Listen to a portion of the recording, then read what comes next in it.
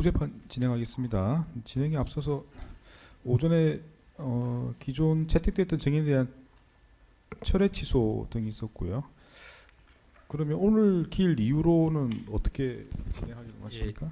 최지현, 이시원 증인 순으로 하면 좋을 것 같고요. 그다음에 이제 이병호 증인이 저희 측으로 남아 있고 그 안덕수 피고인 측에서 이제 박성재 전 장관 증인으로 신청하신다니까 그 두 명을 하루에 할 수 있으면은 했으면 하는 게 저희 입장입니다. 네. 그러니까 이제 다음 기일은 최지현입니다. 최지현 이제 그 기일 전체 다 예. 진행하시고 그 다음 기일은 이시원 예. 그리고 그 다음 기일은 이병호 플러스 박성재 이렇게 진행하는 게 어떠냐고 의견을 주셨는데 변호인들께서 어떠신가요? 다른 의견 없습니다. 네, 혹시 뭐 다른 변호인께서 괜찮습니까? 예.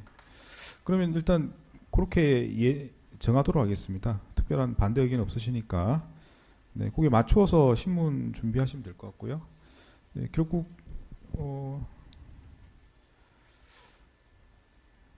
그러면 5월 8일은 최지현, 5월 15일은 이시원, 5월 22일은 이병호 플러스 박성재 이렇게 이제 진행할 예정입니다. 네, 맞춰서 준비하시면 되겠습니다. 그다음에 저기 한덕수 피고인 측에서 박성재 장관 조서 2회분 저희가 보내드린 혹시 뭐 증거 신청을 하시거나 의견이나 그런 게 있으신지요? 저희가 대응할 필요가 뭔가 있는지 해서요. 박성재 2회 피신 증거 신청하시지 않으시는 거? 저희는 이제 안 했었고 그때 열람등사 해드린 게 있어서 예. 서면으로 답변하겠습니다. 예. 서면으로 말씀드리겠습니다. 예, 알겠습니다. 네, 뭐 추가로 확인하실 게 없으시면 증인 신문 절차 진행하겠습니다. 네, 증인 나오시죠.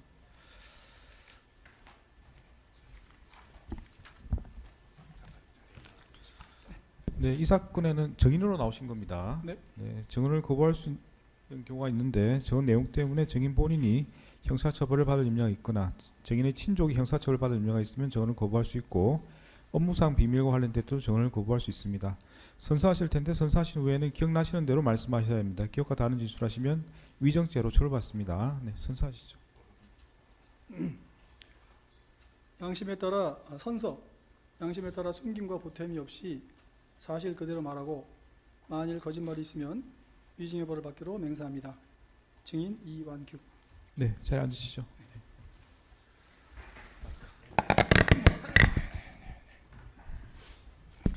뭐 잘 알겠습니다만은 이 사건도 관련법에 따라서 네, 중계 녹취 녹음되고 있습니다. 증인 신문 전에 네, 참고하시라고 말씀드립니다.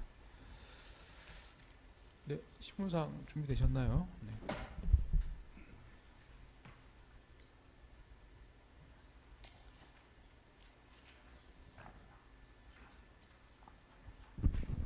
네, 질문하시죠. 예, 처장님 제가 증인이라고 호칭하고 등장인물들은 직함하고 존칭 좀 생략하겠습니다. 양해해 주십시오. 증인의 경력 사항에 대해서 먼저 물어보겠습니다. 증인은 사법연수원을 23기로 수료한 후 2017년경까지 검사로 재직하신 거 맞습니까? 맞습니다. 증인은 전 대통령 윤석열과 서울대 법대 및 사법연수원 동기시죠? 맞습니다. 2020년 11월에서 12월 사이 이제 있었던 일인데 2020년 11월 12월입니다. 당시 법무부 장관 추미애가 당시 검찰총장 윤석열에 대해서 직무집행 정지 및 정직 2개월의 징계를 결정하자 증인은 윤석열의 관련 행정소송의 법률 대리인으로 활동한 사실이 있으시죠? 그렇습니다. 증인은 언제쯤 윤석열에 대한 징계 처분 취소 소송 법률 대리인에서 사임하셨습니까? 그게 2022년에 제가 법제처장으로 임명되기 얼마 전쯤에 사임했습니다. 예, 그러니까 법제처장 임명이 5월 13일 되신 것 같은데 네. 그러면 5월 초쯤으로 이해하면은 맞을까요? 대략 그럴 것 같습니다. 예. 증인은 윤석열이 대통령 후보자일 당시 윤석열의 대선 준비 캠프에서 법률 자문 역할을 하신 사실이 있으시죠? 대선 준비 캠프에서 법률 자문하지는 않았습니다. 예, 그러면 이 관련해서 어떤 법률 자문했다고 저희가 언론 보도 보고 제가 지금 말씀드린 건데요. 그거는 아마 예. 제가 그 징계 소송 관련해서 예, 소송 대리를 하고 있었기 때문에 예. 그래서 그렇게 밖에서는 얘기를 했던 것 같습니다. 그러면 대선 준비 캠프의 법률 자문역을 하신 적이 없으십니까? 그렇습니다. 저는 대선 캠프에 관여하지 않았습니다. 대선 준비 캠프에서 아예 관여하신 적이 없습니까? 그렇습니다. 예. 5-1은 생략하겠습니다. 6강도 생략하겠습니다. 증인은 당시 정확하게 말씀드립니다. 2020년 이후로 2020년입니다. 2020년 이후로 국민의힘에 입당하신 사실 있습니까? 입당하지 않았습니다. 근데 그게 이 사건하고 무슨 관련이 있어서 묻으시는 거죠? 저한테. 관련이 있어서 그냥 답변해 주시면 좋을 것 같습니다. 입당한 적 없습니다. 예. 네. 그 말씀을 드리면요 오해하실 것 같은데 그 증인에 대한 이 사건 인사 검증 과정에서 이런 부분도 그 행정관이 검토를 했습니다. 그래서 네. 인사 검증 과정에 등장합니다. 여튼 입당한 적 없습니다. 예. 네. 이 파랑은 생략하겠습니다. 증인은 법제처장으로 재직하던 중 2023년경 박영사 발간 형법주의 각칙 중 제1장 내란의 죄 전체 부분을 직접 집필하신 사실이 있으시죠? 네, 그런 일이 있습니다. 그게 이제 굉장히 많은 분들이 모여가지고 공동 집필한 건데 내란죄 부분을 제가 집필했습니다. 증인의 이 비삼계엄 이후 국회에서의 공식적 발언 관련해서 확인 좀 하겠습니다.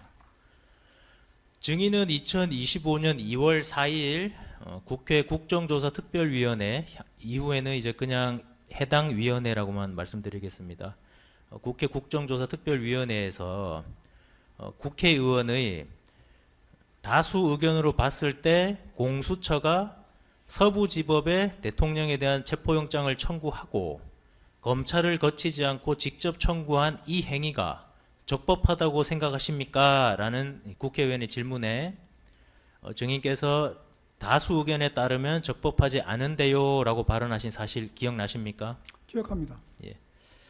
그런데 이제 증인 2021년 1월경에 헌법재판소에서 공수처 검사의 영장 청구권에 대해서 헌법상 규정된 영장 청구권자가 검찰청 검사로 한정되지 않는다는 취지의 결정이 이미 있었던 것 알고 계십니까? 알고 있습니다.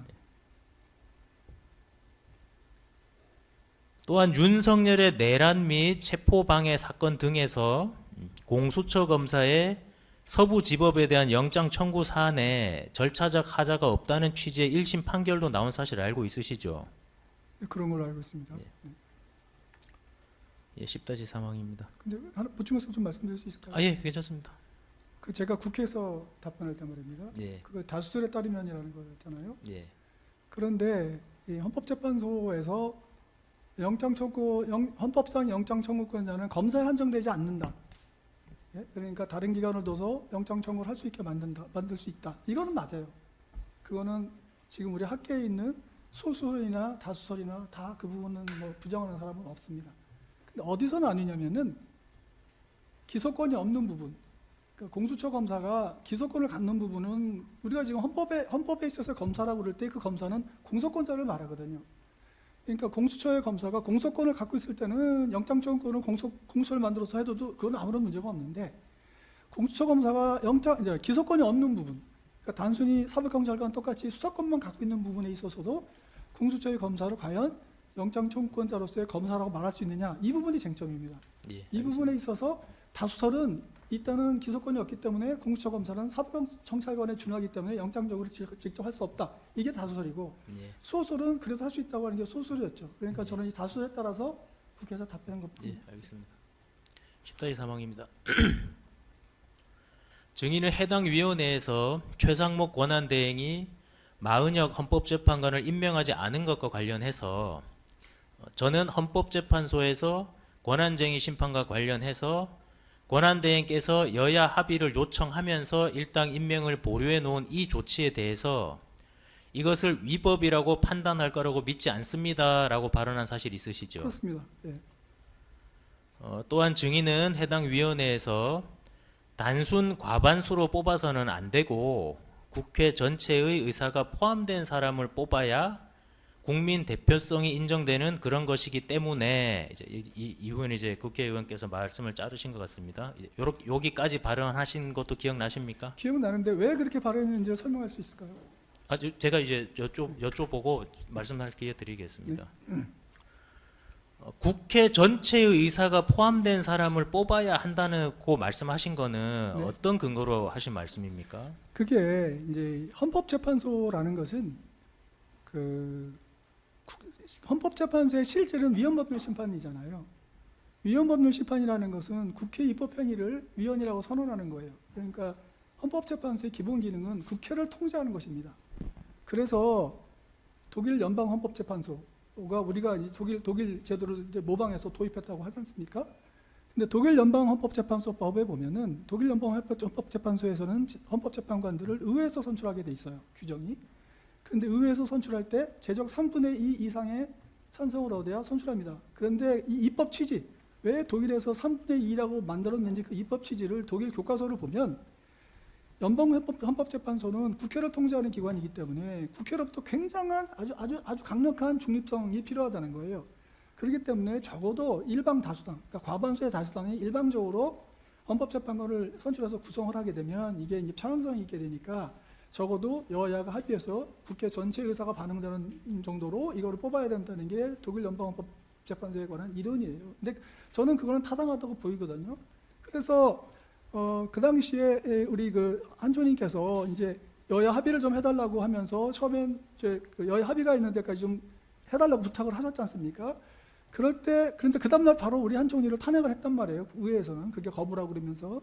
그런데 저는 그 당시에 한 총리께서 여야가 좀 합의했으면 좋겠다라고 말하신 이거는 그 독일 연방헌법재판소, 독일에서 연방헌법재판소의 구성원들을 그렇게 이게 의회 전체적인 의사가 적어도 3배 이상 다수가 여야가 합의를 해서 뽑게 만드는 그런 정도의 그 헌법적인 의미가 있었던 건 아닌가. 그래서 저는 그 탄핵됐을 때 한 총리의 탄핵 사건에서는 그 부분, 그러니까 보류를 좀 여야가 합의해달라고 부탁하신 이 부분이 헌법재판소에서 이걸 위헌이다, 이걸 위법이다 그렇게 판단할 거라고 생각을 못했습니다. 저는 그렇게 생각 안 했었거든요. 예. 왜냐하면 그거는 그만한 여야가 좀 합의해달라고 말씀하신 거는 그건 헌법적인 타당성이 있다고 저는 생각하기 때문이죠. 그러니까 증인께서 요지는 저는 이제 무엇을 근거로 그런 발언을 하셨냐라고 했는데 독일 사례를 근거로 그렇습니다. 발언을 하신 네. 거로 이해하면 되겠네요. 네, 예. 그럼 증인 추가 질문 하나 하겠습니다. 증인 제가 궁금한 게 그러면 여야가 합의가 안 되면 어떻게 해야 됩니까? 여야가 합의 안 되면 결국은 여야가 합의 안 되는 식으로 임명할 수밖에 없겠지만 적어도 한 총리께서 그런 말씀을 하신 다음에 그러면 적어도 이 대통령 권한대행이잖아요.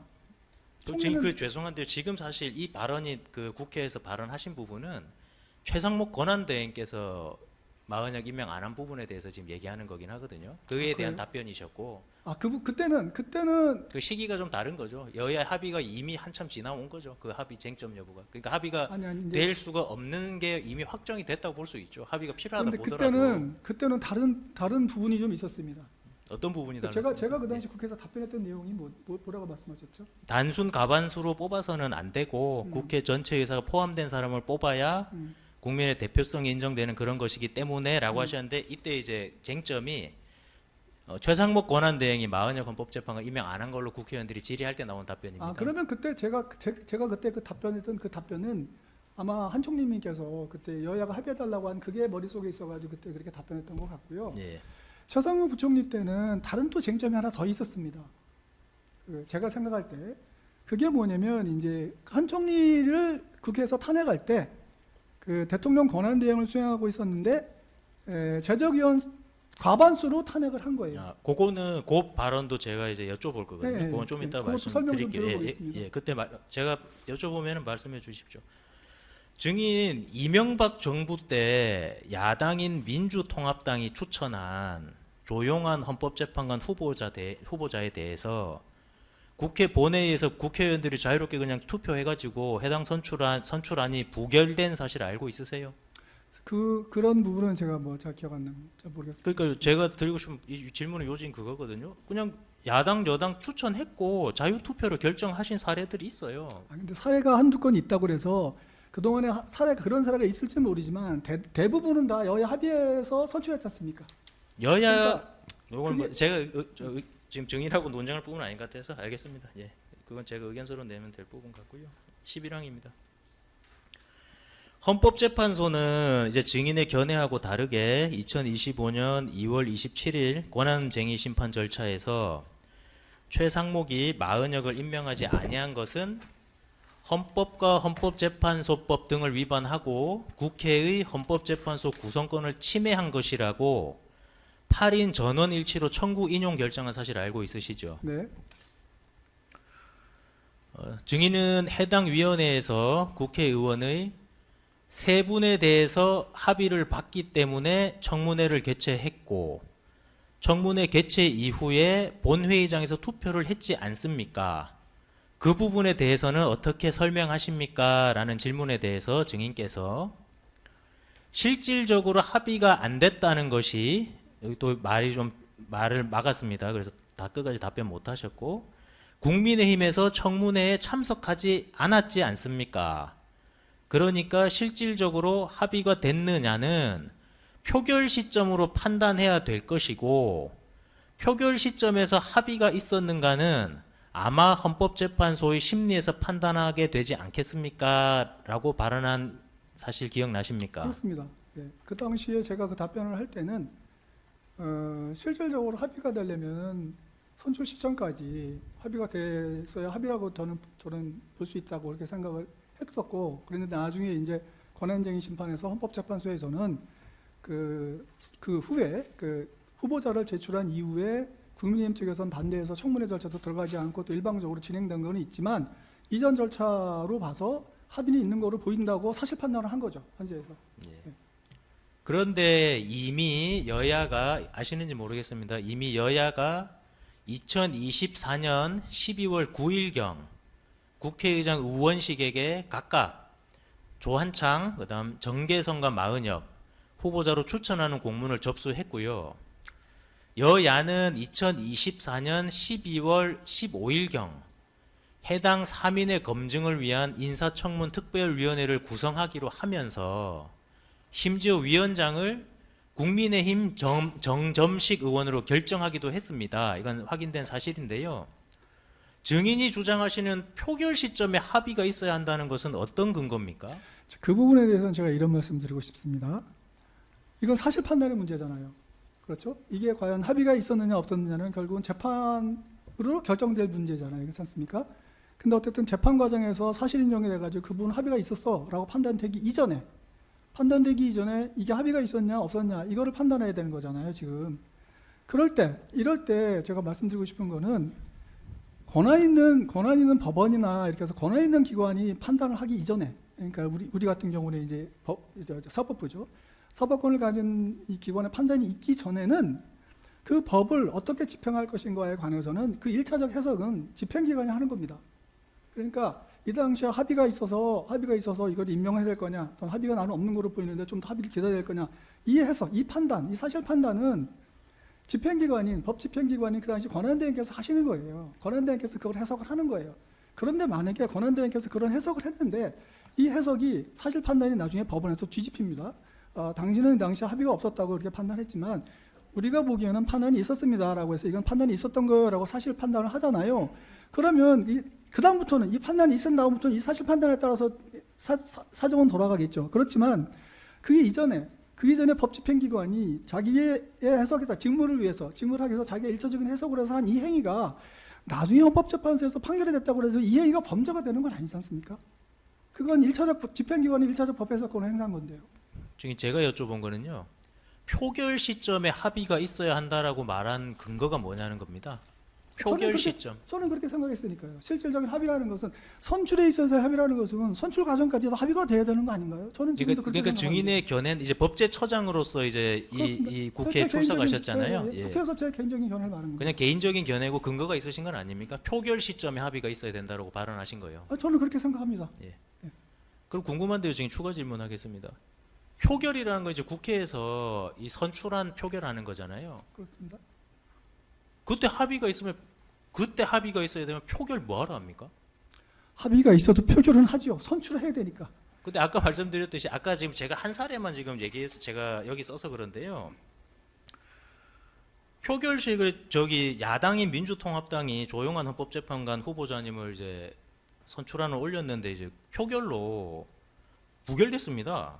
근데 지금 말씀대로면은 표결 시 합의가 있어야 되는 상황이고 실제로 그렇게 해왔다면은 뭐 압도적 절대 다수로 이 기존의 헌법재판관님들이 선출이 돼야 될 텐데요. 저희가 지금 표결하는 기록이 있는데 지금 제가 제시를 못 해드리겠는데 표가 들쭉날쭉합니다. 그 검사님, 그 어떤 한 사례, 그러니까 우리가 어떤 행위에 대해서 관례가 있었느냐라고 그런 걸 판단할 때 그 중에 전반적으로 어떻게 흘러왔느냐를 보고 이게 관례가 있었느냐 없었느냐를 우리가 생각하는 것이지 전반적인 흐름에서 벗어나 있는 한두 개가 있다고 그래서. 아니 한두 개가 아니라서 지금 드리는 근데 말씀인데요. 저는 제가 표결 시점에 합의가 있었다는 게 관행이면요, 그 표결 숫자가 나올 수 없거든요. 아니, 지금. 예. 대체로 이 국회에서 헌법재판관을 선출할 때는 여당에서 추천하는 사람과 여당에서 한 명, 야당에서 한 명 이렇게 누구를 몇 명을 추천할 건지도 되게 합의하잖아요. 그 다음에 여당에서 후보를 추천하고 또 야당에서 후보를 추천하면 그 추천된 후보에 대해서도 대략 합의가 있은 상황에서 국회 표결 절차에 가는 거죠. 그렇지 않습니까? 알겠습니다. 네, 다음 질문 하시죠. 12-2항입니다. 또한 증인은 해당 위원회에서 국회의원의 형사재판 결과를 확인하고 윤석열의 좀 제가 지금 어순을 좀 잘못 말씀드렸는데 다시 좀 말씀드릴게요. 이러면 이해가 어려우실 것 같아서 증인은 해당 위원회에서 국회의원의 이제 질문입니다. 형사재판 결과를 확인하고 윤석열의 탄핵 재판 결과를 내는 것이 맞지 않느냐라는 취지의 이제 국회의원의 질문에 대해서 증인께서 충분히 그렇게 주장할 수 있는 논거가 있다라는 취지로 발언하신 거 기억나십니까? 네. 그리고 이 지금 국회에서 발언하신 게 2025년 2월 4일인데요. 이미 헌법재판소는 24년 12월경 이제 탄핵 소추안이 가결되고 나서 바로 이제 그 언론에 사안의 중대성을 감안해서 윤석열에 대한 탄핵 심판 사건을 최우선으로 심리하겠다고 밝힌 사실 알고 있으시죠? 네. 그럼 요 추가 질문하겠습니다.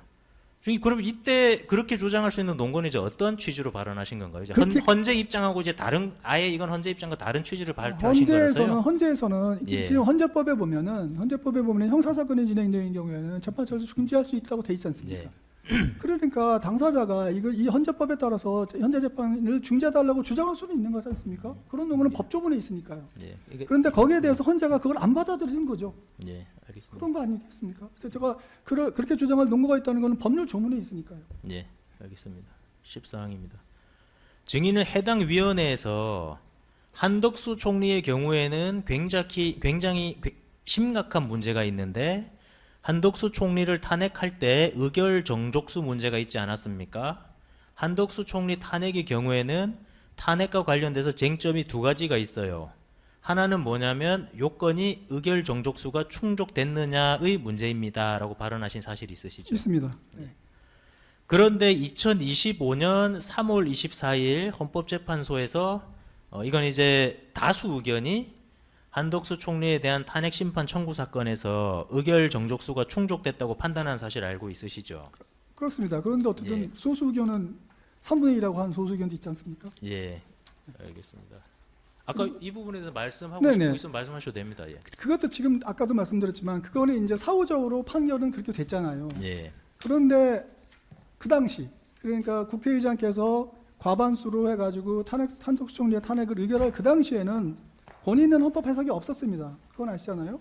그런데 헌법학계에서 권한대행의 경우에 탄핵을 할 때는 의결 정족수가 권한대행에 따라야 되느냐 아니면 그 사람의 신분에 따라야 되느냐가 학설상 논쟁이 있었어요. 학설상 논쟁이 있었는데 제가 알기로는 학설상 논쟁에서 다수설이 오히려 권한대행의 지휘에 따라야 된다는 게 다수설이었고 특히 문헌 이것과 관련해 가지고 헌법 교과서라든가 이런 데서 이 문제를 다룬 문헌이 내가 알기로는 거의 없는데 제가 알고 있는 유일한 문헌이 뭐냐면은 헌법재판연구원인가 거기서 헌법재판연구원들이 몇 명 모여가지고 공조를 만든 헌법재판소법 주석서가 있었습니다.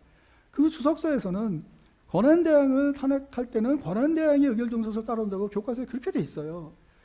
그리고 아마 제가 알기로는 입법조사처에서 옛날에 그 박근혜 전 대통령 탄핵 그 무렵에도 권한대행이 뭐 이런 것 때문에 문제가 있었는지 입법조사처에도 그때 한번 조사가 된 적이 있었던 걸로 알고 있는데, 그때도 입법조사처에서는 이 교과서 그 문헌을 인용해서 무슨 보고서 만들었던 걸로 저는 그렇게 기억을 하는데, 그러니까 그 당시만 해도 어쨌든 일반적으로 알려져 있는 다수설은 3분의 2였단 말입니다. 그러니까 제가 그렇게 얘기한 거예요. 이게 만약에 헌법재판소에서 나중에 진짜 지금 교과서에서 나와 있는 이대로 탄핵소추 의결 정도수가 3분의 2다라고 결정을 하게 되면 한덕수 를 탄핵한 건 무효지 않습니까? 그건 굉장히 심각한 무효죠. 그리고 무효가 돼버리면은 지금 그 무효에 따라서 지금 하고 있는 최상목 부총리의 권한대행이 무효인데요. 그럼 최상목 부총리가 한 행위 중에서 일반적인 사실행위는 모르겠으나 적어도 헌법재판관을 임명하는 것처럼 이렇게 법률적으로 헌법에 규정되어 있는 임명권 행사는 이게 과연 이 탄핵 자체가 무효인데 이게 유지된다고 어떻게 장담하겠습니까? 이건 굉장히 큰 문제잖아요. 저는 그렇게 그걸 말씀드렸던 거고, 다만 헌법재판소에서 나중에 이게 2분의 1이다라고 했기 때문에 문제는 없었던 거죠. 그렇지 않습니까? 그런데 그때도 이게 3분의 2냐 또는 2분의 1이라는 이 쟁점과 관해서는 국회의장께서 그냥 나름대로 해석해서 의결하신 거예요. 그건 뭐냐? 그게 국회의장이 국회법에 관해서 법칙 패킹까지니까요. 국회의장께서 그런 논란이 있는 사건에 대해서 자기가 스스로 해석을 해가지고 2분의 1로 했지 않습니까? 그런데 만약에 헌법재판소에서 나중에 이게 3분의 1이라고 결정됐다고 해서 그 국회의장의 그런 2분의 1로 해석해가지고 선출한 행위가 범죄가 될 수는 없지 않습니까? 그거는 법집행위관이 1차적 집행 권한을 행사한 거니까요. 그게 무효가 될 뿐이지. 15항입니다. 증인은 해당 위원회에서 국회의원의 이번 계엄 내용적으로 위헌입니까? 합헌입니까? 계엄 요건을 갖췄습니까? 라는 국회의원의 질문에 절차적으로 하자가 있다는 것은 인정합니다. 내용적으로는 아마 이제 헌법재판소나 대법원에서 판단하지 않겠습니까? 라고 발언하신 사실이 있으시죠? 그렇습니다. 그거는 제가 중앙행정기관장이기 때문에 예. 지금 재판이 진행되는 사건에 관해서 재판 결과에 대해서 그렇게 말하는 건 적절치 않기 때문에 그렇게 말한 겁니다. 헌법재판소에서 판단할 사안이니까요. 증인은 2024년 12월 31일 국무회의에서 12월 31일입니다. 최상목 권한대행이 국회 선출 헌법재판관 중 정계선, 조한창을 임명하자 최상목의 결정에 대해서 비판하는 의견 밝히신 사실이 있으시죠? 어쨌든 뭐 의견을 밝힌 적이 있습니다. 예. 비판 아니면 이제 어떤 의견 밝히신 걸로 기억하십니까? 그 자세한 그 부분에 대해서는 오늘 제가 진술을 거부하겠습니다. 왜냐하면 이게 지금 국무회의 대통령 인사권과 관련된 거잖아요. 인사권과 관련돼서 내부적인 의사결정 과정에서 있었던 이런 말들은 밖에서 이렇게 공개해서 이런저런 얘기를 하는 것은 적절치 않습니다. 저는 그렇게 보이고요. 그다음에 지금 보니까 특검에서 지금 종합특검 2차 특검이 진행 중인데, 지금 2차 특검의 수사 대상이 계엄 선포 이후에 4월 4일까지 이루어졌던 뭐 여러 가지 뭐 후속 대응 조치니 어쩌니 이렇게 된 얘기를 하면서 그런 전반적인 거에 대해서 관여한 사람이 수사 대상으로 돼 있어요. 그리고 지금 오늘 제가 이 법정에 나와 있습니다만 이 헌법재판관 임명 과정에서 있었던 일들에 대해서 아마 그 12월 4일 날인가 뭐 그때 있었던 어떤 회의 이후에 이게 뭐 전체적인 이 과정에서 있었던 일인 것처럼 그렇게 공소장 기재돼 가지고 지금 재판이 진행되고 있는 걸로 알고 있는데요. 그래서 이 사건에서 제가 발언하는 이런 그런 사실관계에 대한 발언이 앞으로 제가 소추당할 수도 있는 그런 위험도 있어서 그런 부분은 제가 진술하지 않겠습니다. 그 의견을 밝혔다고 말씀하셨는데 뭐 그거는 언제 있었던 일인가요? 그날 국무회의에서 발표한 다음에 두 사람에 대해서 임명한다고 발표한 다음에 그 국무회의 끝나고 나서 있었던 일입니다.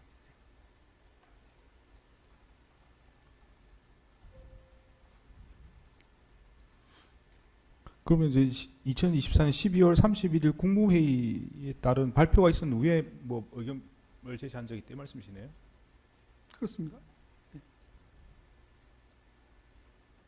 내용을 뭐 떠나서 뭐 내용 말씀 안 하시더라도 누구 어떤 자리에서 말씀하신 내용을 대해서 그 부분은 진술하지 않겠습니다. 아, 그 부분도 구체적인 진술로 건, 예, 거부하시는 겁니까? 근데 어쨌든 그때 가졌던 제 생각을 말씀드리면, 그거는 아까 지금 말씀드렸듯이 총리께서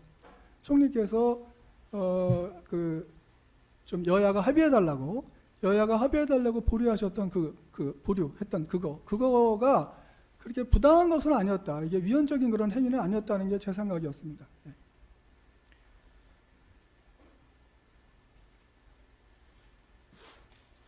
근데 뭐 일단 그 시점보다는 시간이 더 흘러가지고 아직 증인이 원하시는 건 합의라는 거는 이루어지지 않은 상태 아니었습니까? 여전히 증인은 같은 입장이었다는 말씀이신가요? 아니요, 그러니까 선출될 당시에, 예. 그러니까 이 세 사람을 국회에서 선출된 당시에, 그때 이제 헌법재판소에서는 나중에 이제 그 후보들 명단이 국회의장한테 여야에서 제출될 때까지를 봐서 이건 합의가 있었던 거다라고 인정을 하신 거잖아요. 헌법재판소에서 그동안에 판결에서.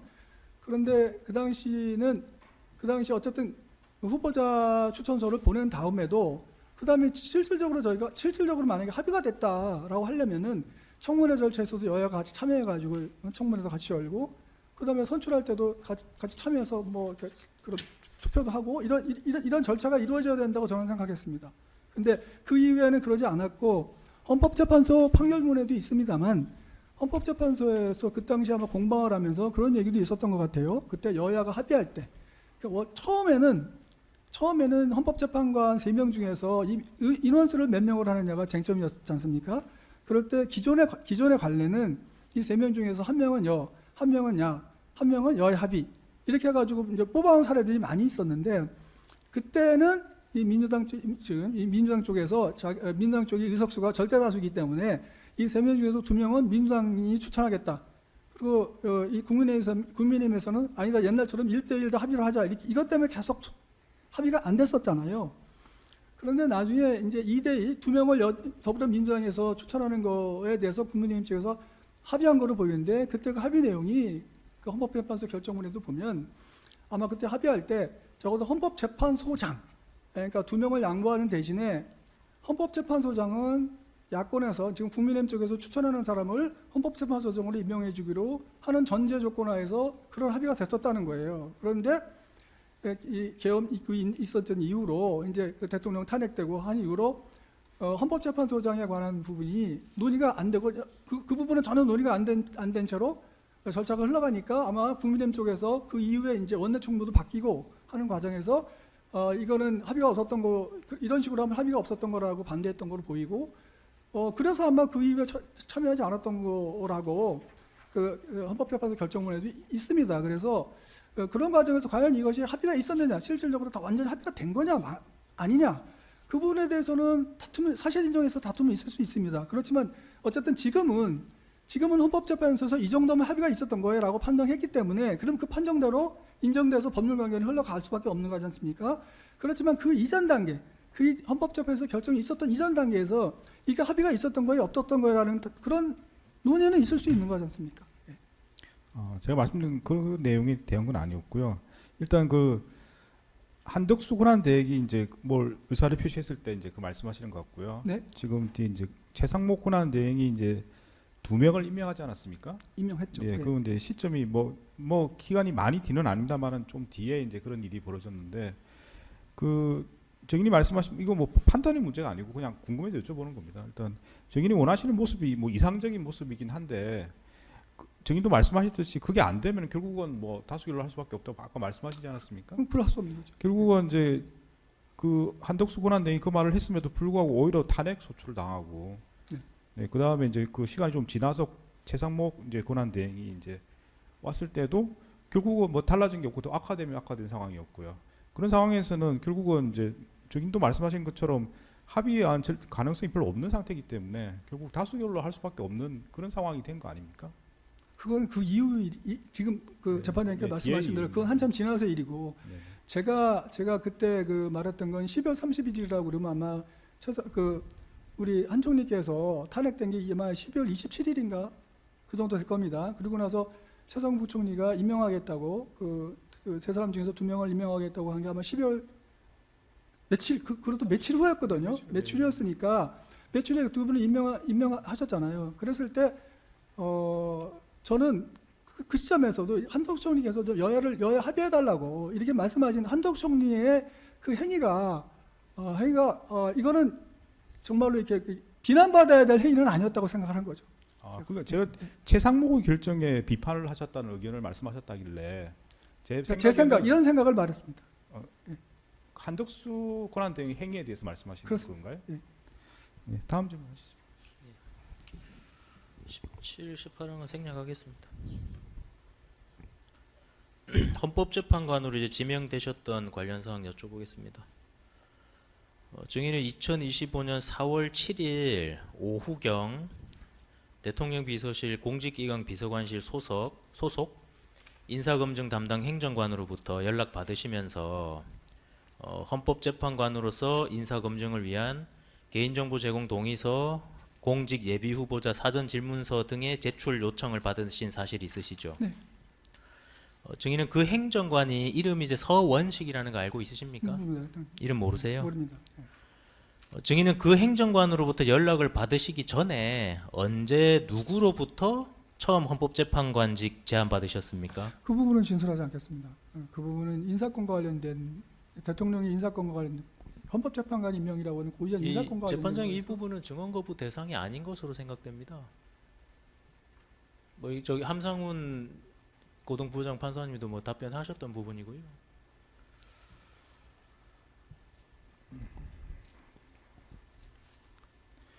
네, 일단 잘 아시겠지만 정언 거부를 하시려면 소명을 하셔야 되도록 돼 있기 때문에. 그럼 제가 아까 말씀드렸습니다만 지금 이제 그 2차 종합특검이 수사 대상이 광범위하게 돼 있어서 제가 헌법재판관으로 지명되는 과정도 아마 전체적인 그 계엄 이후의 어떤 후속 조치 과정 중에 하나라고 지금 얘기도 되고 있는 것 같아서 그러면 이 과정에서 제가 진술하는 게 저한테 형사소추의 위험도 있을 수 있고요.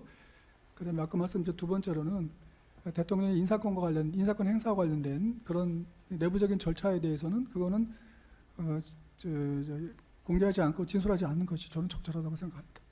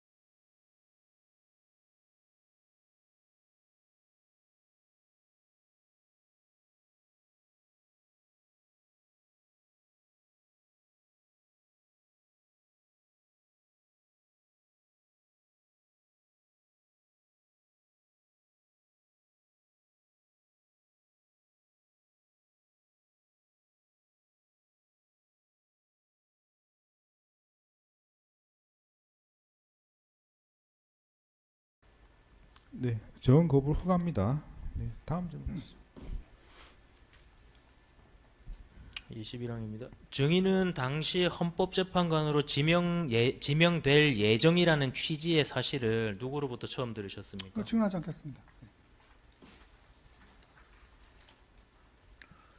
증인과 함께 헌법재판관 후보자로 지명됐던 함상훈 서울고등법원 부장판사는 4월 7일 오전경 김주현 민정수석으로부터 전화를 받았는데 그때 김주현 민정수석이 승낙을 하면 헌법재판관으로 지명될 것이다 라는 취지로 말했다고 진술하셨습니다.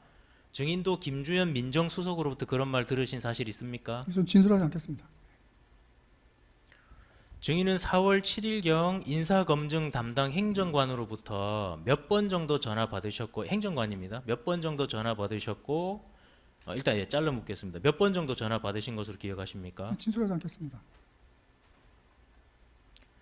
당시 행정관하고 아까 행정관한테서 연락 받으셨다고는 증언하셨어요, 그렇죠? 네, 연락 받았습니다. 네. 행정관하고 어떤 내용으로 통화하셨는지 말씀 좀 해주세요. 진술하지 않겠습니다. 이거는 관련이 있습니까? 이거는 구체적인 뭐 사실행위 비슷한 그런 것들인데 그러니까 이건 증언을 하셔야 될 것 같은데. 검증동의서를 보내달라고 해서 보내준 것일 뿐이죠. 그러니까 이 그 부분은 외에는 네. 뭐 답변을 하시는 게 맞을 것 같습니다. 네, 검증동의서를 보내달라고 해서 보내줬습니다. 네. 그 이외에는 다른 대화 기억 안 나세요? 행정관하고? 네, 안 납니다. 행정관이 전화로 증인 당정 여부나 증인이 대선 캠프에서 자문 역할 이건 제 뜻이 아니고 행정관이 인사검증 행정관이 그렇게 써놨어요. 증인의 대선 캠프 자문 기간 여부 종료 여부 때문에 검토를 했더라고요, 그분이. 그러니까 증인 당정 여부, 세금 문제, 자문 캠프 자문 종료 시간 등 이런 것들 행정관이 물어본 적 없습니까? 증인한테 전화로? 기억도 안 나고요. 그 부분은 진술하지 않겠습니다. 왜냐하면 지금 아시다시피 저 사실 제가 이렇게 증언하는 게 굉장히 좀 좀 걱정되는데 왜냐하면 지금 이제 전체적인 내용과 관련해 가지고 이 전체적인 이 프레임을 갖고 있는 분들이 본인들의 생각하는 것과 조금이라도 다르게 얘기하면 그 진실 여부와 상관없이 막 유증죄로 고소 고발해야 되는 그런 분위기가 좀 있습니다. 그래서 제가 이거를 그 내용이 지금 잘 기억도 안 나고 구체적으로 제가 이거를 말씀드리기가 좀 그렇습니다.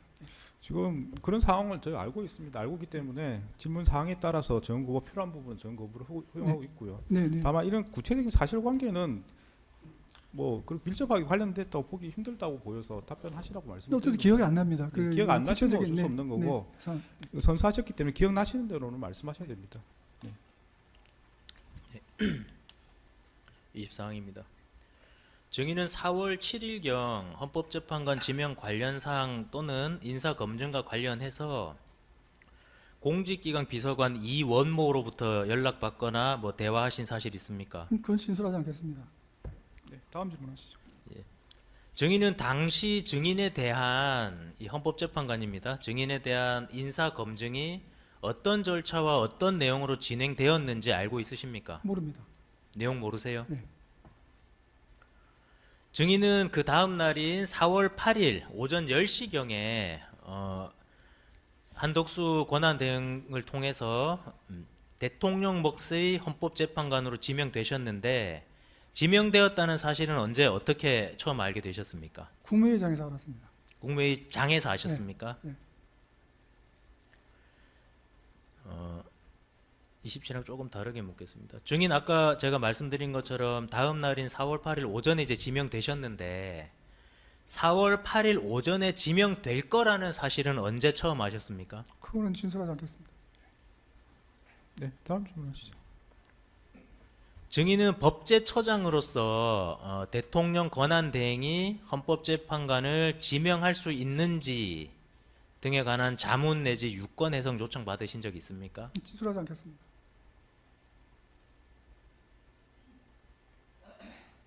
그 국무조정실장 방기선 증언에 의하면 법제처에다가 대통령 권한대행이 헌법재판관 임명할 수 있느냐 아니면 뭐 대통령 몫을 지명할 수 있느냐 등에 대해서 유권 해석 의뢰 넣어가지고 자문 받았다라는 취지로 증언한 것 같은데 증인 관련해서 아시는 거 없습니까? 진술하지 않겠습니다. 27다시 생략하겠습니다. 비상계엄 해제 이후 상황입니다. 증인은 2024년 12월 4일 비상계엄이 해제된 후 같은 날 14시경 총리 공간에서 소위 당정대 회의, 뭐 당정대 모임, 당정대 회동 같은 이제 당정대가 모이는 그 모임이 개최된 사실 알고 있으십니까? 몰랐습니다. 그 당시엔 몰랐습니다. 언제 아셨어요? 그러면? 나중에 이 사건이 문제된 다음에 제가 지금 아시다시피 그날 저녁에 그 안가에서 모였다는 그 일 때문에 제가 위증이라고 기소돼서 재판을 받고 있어요. 그 재판을 받으면서 그 재판과 관련해 가지고 제가 수사 기록도 보고하면서 알게 됐습니다. 증인 그날 이때 당정대 회의가 있었던 건 몰랐고요. 그 당시에 12월 4일에 당정대 회의 회동을 가졌다라는 이제 워딩으로 굉장히 많은 기사가 쏟아졌었는데요. 증인 정말 모르셨어요? 그 당시엔 몰랐습니다. 그리고 내가 그 당정대 회의가 있었다는 거를 내가 언제 알았는지는 그건 내가 잘 기억이 안 나고요. 예. 제가 그 당시에 그러니까 적어도 안가 모임이라는 그날은 몰랐습니다. 왜냐하면 그날 저는 연락을 받기 전에 이상민 장관으로부터 오늘 저녁 모임하자는 그런 연락을 받기 이전에 사무실에서 근무를 하다가 그날 오후에 대전에 연탄나르기 봉사 행사가 있었는데 그 연탄나르기 봉사에 가 있었어요. 그러니까 그런 사실에 대해서는 저는 몰랐습니다. 28-1항입니다. 증인은 당시 당정대 회의에서 윤석열에 대한 탄핵은 막아야 한다는 내용의 논의와 비상계엄 선포와 관련해서 정당성, 불가피성을 설명할 논리가 필요하다라는 취지의 논의가 이루어진 사실을 알고 있습니까? 그 부분은 진술하지 않겠습니다. 왜냐하면 그 부분이 지금 제가 재판받고 있는 사건에 연결되어 있습니다. 증인은 당정대 회의 이후인 같은 날이긴 합니다. 2024년 12월 4일 밤 10시경 이후 국민의힘은 윤석열에 대한 탄핵 반대를 당론으로 확정한 사실을 알고 있으십니까? 진술하지 않겠습니다. 증인은 12월 4일 18시 30분경 삼청동 대통령 안가에서 법무부 장관 박성재, 행안부 장관 이상민, 민정수석 김주현, 대통령 법률비서관 한정아와 저녁 식사 모임 가진 사실 있으시죠? 진술하지 않겠습니다. 12월 4일은 수요일로서 평일이던데 증인은 안가 모임에 참석하기 위해서 당일에 법제처에 있는 세종시에서 삼청동으로 올라오신 건 맞습니까? 진술하지 않겠습니다. 증인은 안가 모임에 참석하시기 위해서 법제처 사무실에서 몇 시에 출발하셨습니까? 진술하지 않겠습니다. 증인은 12월 4일 있었다는 당정대 회의에 참석하지 아니하셨으니까 삼청동 안가에서 박성재 장관이나 다시 묻겠습니다. 증인은 당정대 회의에 참석하지 아니하였으니까 삼청동 안가에서 당시 당정대 회의에 참석하셨던 박성재 장관이나 김주현 민정수석으로부터 그 회의에서 논의된 내용 전달 받으신 사실 있습니까? 진술하지 않겠습니다.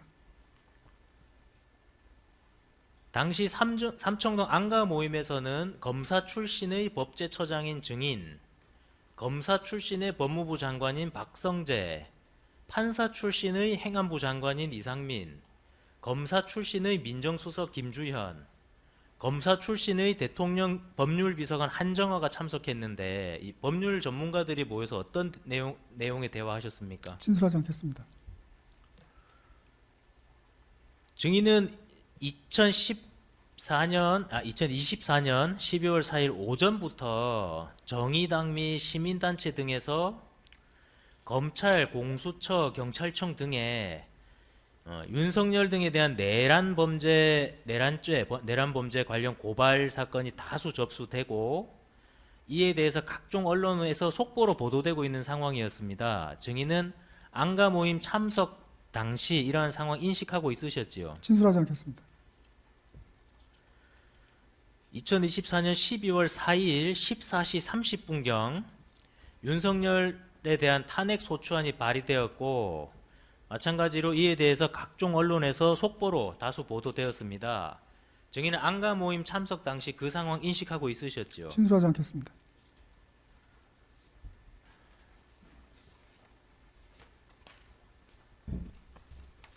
(37, 38) 생략하겠습니다. 이상입니다.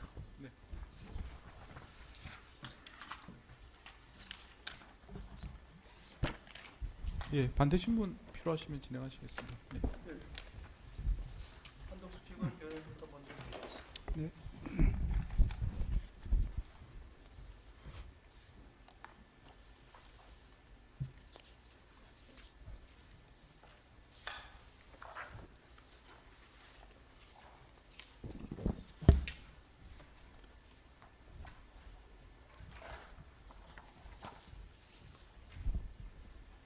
한덕수 피고인 변호인 김동인 변호사입니다. 네.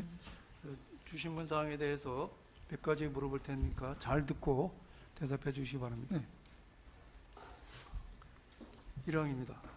증인은 헌법 제71조는 대통령이 거리되거나 사고로 인하여 직무를 수행할 수 없을 때에는 국무총리 법률이 정한 국무위원이 순서로 그 권한을 대행한다.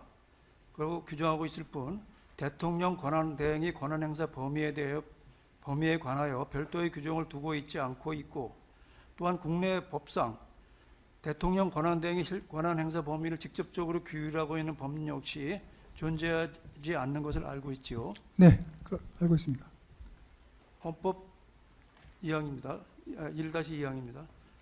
헌법 제111조 제2항은 헌법재판소는 법관의 자격을 가진 구인이 재판관으로 구성하며 재판관은 대통령이 임명한다고 규정하고, 제3항은 제2항의 재판관 중 3인을 국회에서 선출하는 자를, 3인은 대법원장이 지명한 자를 임명한다고 규정하고 있어 국회가 선출한 3인의 헌법재판관을 임명한 것이 대통령 또는 대통령 권한대의 권한인지 의무에 해당하는지 여부 역시 분명하지 않게 규정하고 있죠.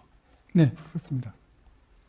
대통령 권한대행이 권한행사 범위에 관하여 헌법재판소 및 대법원은 물론 각급 법원이 직접 판단하는 선례가 없고, 그 학계와 실무계에서는 견해가 나뉘어 있었죠. 즉 권한대행의 범위는 원칙적으로 대통령 권한이 전반에 미칠 것이나 그 임시적 성질 여부와 현상 유지적인 것에 국한된다고 하는 현상 유지설, 또 대통령이 거리시와 사고시를 구별하여 대통령이 거리되는 경우에는 권한대행이 반드시 현상 유지에 국한될 필요는 없으나 대통령의 사고시에는 권한대행이 잠정적 현상 유지에 국한된다는 견해, 그런 견해도 있었고, 법문상 권한대행 범위를 제한하고 있지 않다는 점을 들어 그걸 근거로 해서 무제한 권한 행사가 가능하다는 견해 등이 대립하고 있었는데 알고 있으시죠? 알고 있습니다. 알고 있는데 말씀드리고 싶은 거는 그건 학설일 뿐이죠. 네, 그건 학설상 학설일 뿐이고, 네. 법으로 된 제한은 없을 뿐만 아니라 그 당시에 지금도 마찬가지지만 권한대행의 권한 범위에 관해서는 지금 그게 헌법에 있는 권한대행, 헌법에 있는 그 헌법재판관의 권한까지 그게 다 포함되는 것인지는 거기에 대해서는 약간 다툼이 있을지 모르지만, 대통령령으로 행정부 내에는 직무대리 규정이라는 규정이 있어요. 기관장이 거리가 됐을 때 부기관장이 직무대리를 하는 것에 대한 규정이 있습니다. 우리 행정부 내부에. 근데 그 직무대리 규정에 보면은 기관장이 거리될 때 그 직무를 대리하는 사람은 그 기관장의 모든 권한을 행사할 수 있다고 돼 있어요. 네. 모든 권한을 행사할 수 있고, 다만 그 권한 행사에 대한 책임도 진다고 돼 있습니다. 그게 기본적으로 행정부의 입장이에요. 그걸 좀 말씀드리고 싶습니다. 그다음 물어보겠습니다. 헌법 제111조 제2항은 국회가 선출한 3인 및 대법원장이 지명하는 3인에 대하여도 대통령으로 하여금 임명권을 행사할 수 있도록 하는 규정이지, 대통령에게 국회가 선출한 3인 혹은 대법원장이 임명하는 대법원장이 지명한 3인을 반드시 즉시 임명해야 한다는 헌법상 법률상 의무를 부여하는 규정이라고 해석할 수 없다는 견해 역시 충분히 제기할 수 있는 상황이었죠. 즉시 그렇습니다. 임명해야 그러니까 된다는 그런 그 부분에 있어서는 지금 헌법재판소에서 그 권한쟁의 심판이나 이런 판결문을 보시면 거기서도 헌법재판소는 즉시 임명해야 된다고 말하지는 않아요. 그런 상황이 있죠. 그냥 의무가 있다는 것인데 그 의무를 언제까지 이행해야 되는 것인지는 네. 그 옛날에 그거보다 헌법재판소 이 결정 중에 이전에 국회에서 이제 헌법재판관 임기가 만료됐는데도 불구하고 굉장히 오랫동안 국회에서 선출을 안 해가지고 헌법재판소의 재판관이 상당히 오랫동안 거리된 적이 있었습니다. 그때 그것과 관련해서 국회가 이 선출 의결을 안 한 거가 의무위반이다, 선택을 의무위반이라고 그래가지고 헌법소원이 있었는데, 그때도 헌법재판소에서 국회는 이런 기간 안에 선출할 의무가 있다라고 하면서도 그 의무를 언제까지 이행하느냐에 대해서는 상당 기간 내라고 했거든요. 네. 그러니까 지금 말씀하시는 그 부분에 있어서는 제가 그렇게 말씀드리고 싶습니다. 예, 그럼 헌법재판소 결정이 있었던 것이죠. 예, 상당한 말씀- 예. 상당한 기간 이런 게 예, 있었습니다. 수사기록 2권 1080면 헌법재판소 2020년 3월 13일 2020 헌나 9 결정을 제시하면서 물어보겠습니다. 국무총리 탄핵심판 결정에서 헌법재판소 다수 의견은 피고 청구인 한덕수의 헌법재판 임명 부작위가 그 직무 집행에 있어 헌법이나 법률을 위반한 데 해당한다고 판시하였으나, 소수 의견은 이를 헌법이나 법률 위배로 볼 수 없다고 판단한 걸 알고 계시죠? 네. 소수 의견은 내용을 좀 약간 길지만 요약해서 물어보겠습니다. 소수 의견은 국회가 재판관으로 선출한 사람을 선출한 후 즉시 임명할 의무가 있다고 보기는 어렵고, 오히려 대통령이 헌법재판 임명권을 행사하게 하는 상당한 기간 내로 해석하는 것이 타당하는 것이었고, 또 두 번째로는 2024년 12월 24일경 국무회의 발언이 국회로부터 헌법재판관 선출 통지를 받기 이전에 국회가 헌법재판관을 선출한 3인을 재판관으로 임명하지 않겠다는 거부 의사를 미리 전국적으로 표시한 것으로 볼 수는 없다는 것이며, 세 번째로 12월 26일 담화문 발표를 임명 거부 의사를 미리 전국적으로 표시한 것으로 볼 수 없고, 네 번째로 피청구인이 국회 선출 3인 재판관에 대한 헌법 및 헌법재판소법이 정하는 자격 요건 구비 여부나 선출 과정에서의 헌법 및 국회법 등 위반 하자 여부를 신중하게 확인하고 검토할 상당한 기간이 경과했다고 단정이 어렵다는 점을 들어서 피청구인이 국회가 헌법재판으로 선출한 3인을 재판관으로 임명해야 할 구체적 자기 의무를 위반했다고 볼 수 없다고 보았지요. 그렇습니다. 소수 의견은 그렇게 네, 보는 것이죠. 알고 있습니다. 예. 그다음에 수사기록 1076면을 제시하고, 더구나 다수 의견도 헌법 제11조 2항과 헌법재판소법 제5조에 정한 111조입니다.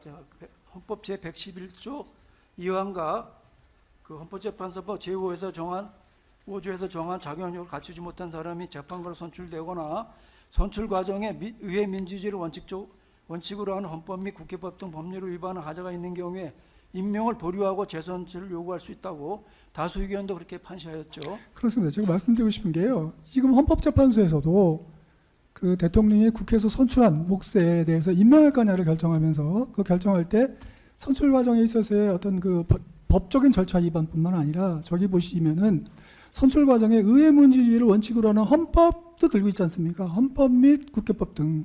그래서 이 부분과 관련해 가지고 총리께서 의회가 가능하면 합의를 했으면 좋겠다고 말했던 그거는 저 부분이에요.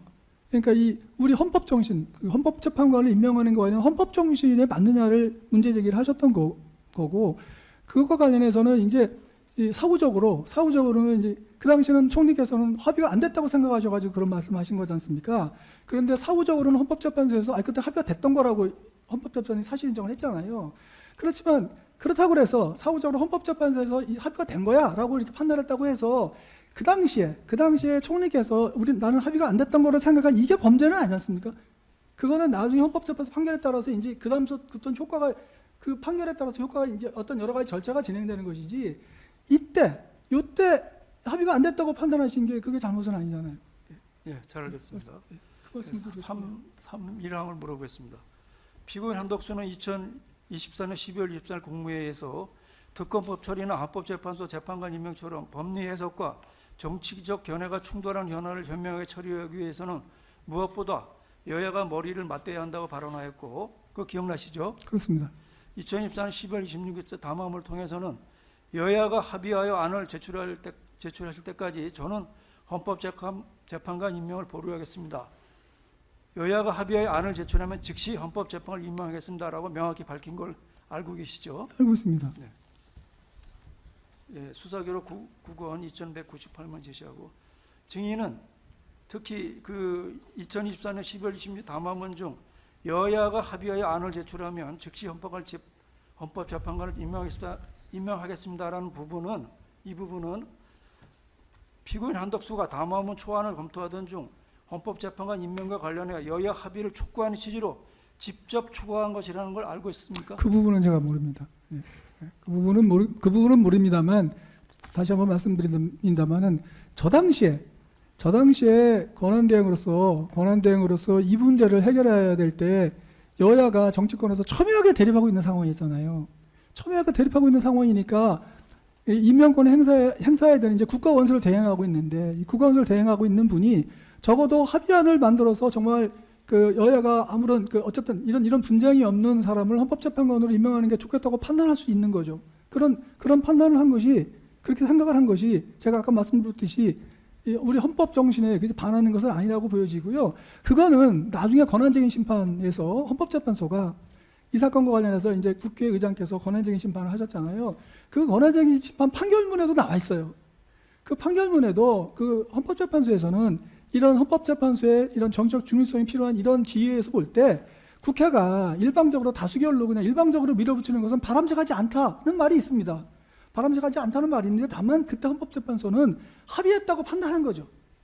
이런 경과를 보니까 그렇지만 바람직하지는 않지만 이 당시 경과를 보니까 우리가 보기에는 합의한 거야. 합의가 됐어. 이렇게 판단한 것이어서 권한쟁의 신문에 우리가 간 거고요.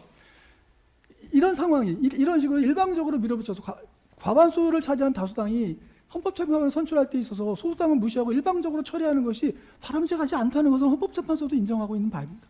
네, 알겠습니다. 그 국무회의 발언이나 담화문은 3인의 헌법재판관 임명 보류의 이유가 헌법재판관 임명 권한 행사 가부의 불분명성과 그로 인해 야기된 정치적 갈등 상황에 있음을 분명히 한 것을 볼 수 있는 것이죠. 제가 볼 때는 뭐 거기에 단정적으로 말씀하시면 총리께서 많이 고민을 하신 것 같습니다. 예. 1080면을 제시하고 헌법재판소는 위 결정에서 피청구인의 헌법재판 임명 거부가 현지 대통령에 대한 탄핵 심판을 진행하는 헌법재판소를 무력화시키기 위한 목적 또는 의사에 기인하였다고까지 인정할 증거나 객관적 자료는 발견되지 않는 점, 당시 헌법재판관 임명을 둘러싼 정치적 갈등이 지속되던 와중에 현지 대통령에 대한 탄핵소추 의결로 피청구인의 대통령 권한대행으로서의 역할과 범위 등에 관한 논란이 계속되는 점 등을 명시적으로 지적하며 피고인 한덕수에 대한 탄핵 심판 청구를 기각하였던 것이죠. 판결문은 그렇게 되어 있습니다. 1088면을 제시하고 2020 헌납 구 결정에서 소수 의견 재판관 2인은 대통령 권한대행에 대한 탄핵 소추 의결 정족수는 대통령과 마찬가지로 국회의 제적 의견 3분의 2 이상을 충족하여야 하나 국회 본회의나 이에 미달아 가결되었으므로 탄핵 소추가 부적합하다고 보아 각하 의견을 밝히기도 하였죠. 그렇습니다. 만약 이게 다수 의견이었다면 굉장히 심각한 문제였겠죠. 네. 그 위에 벌어진 일이. 네. 네, 4.1항을 물어보겠습니다. 증인은 헌법재판소가 출범한 이래 원칙적으로 여야 합의 아래 국회가 선출하는 자를 대통령이 헌법재판관으로 임명하였다는 것을 알고 있습니까? 일부 예외적인 사례는 있지만 대부분 그렇게 했다는 걸 알고 있습니다. 네. 증인은 2024년 12월 27경 당시 국민의힘 원내대표인 국회의원 권성동이 대통령 권한대행은 대통령이 탄핵 결정 전까지 헌법재판관을 임명할 수 없다라며 헌법재판관 임명에 관해 여야 합의가 있었다는 것을 부정하며 이후 국민의힘 측이 헌법재판관에 대한 인사청문회 국회 본회의 선출한 표결 절차에 참석조차 하지 않은 것을 알고 있죠.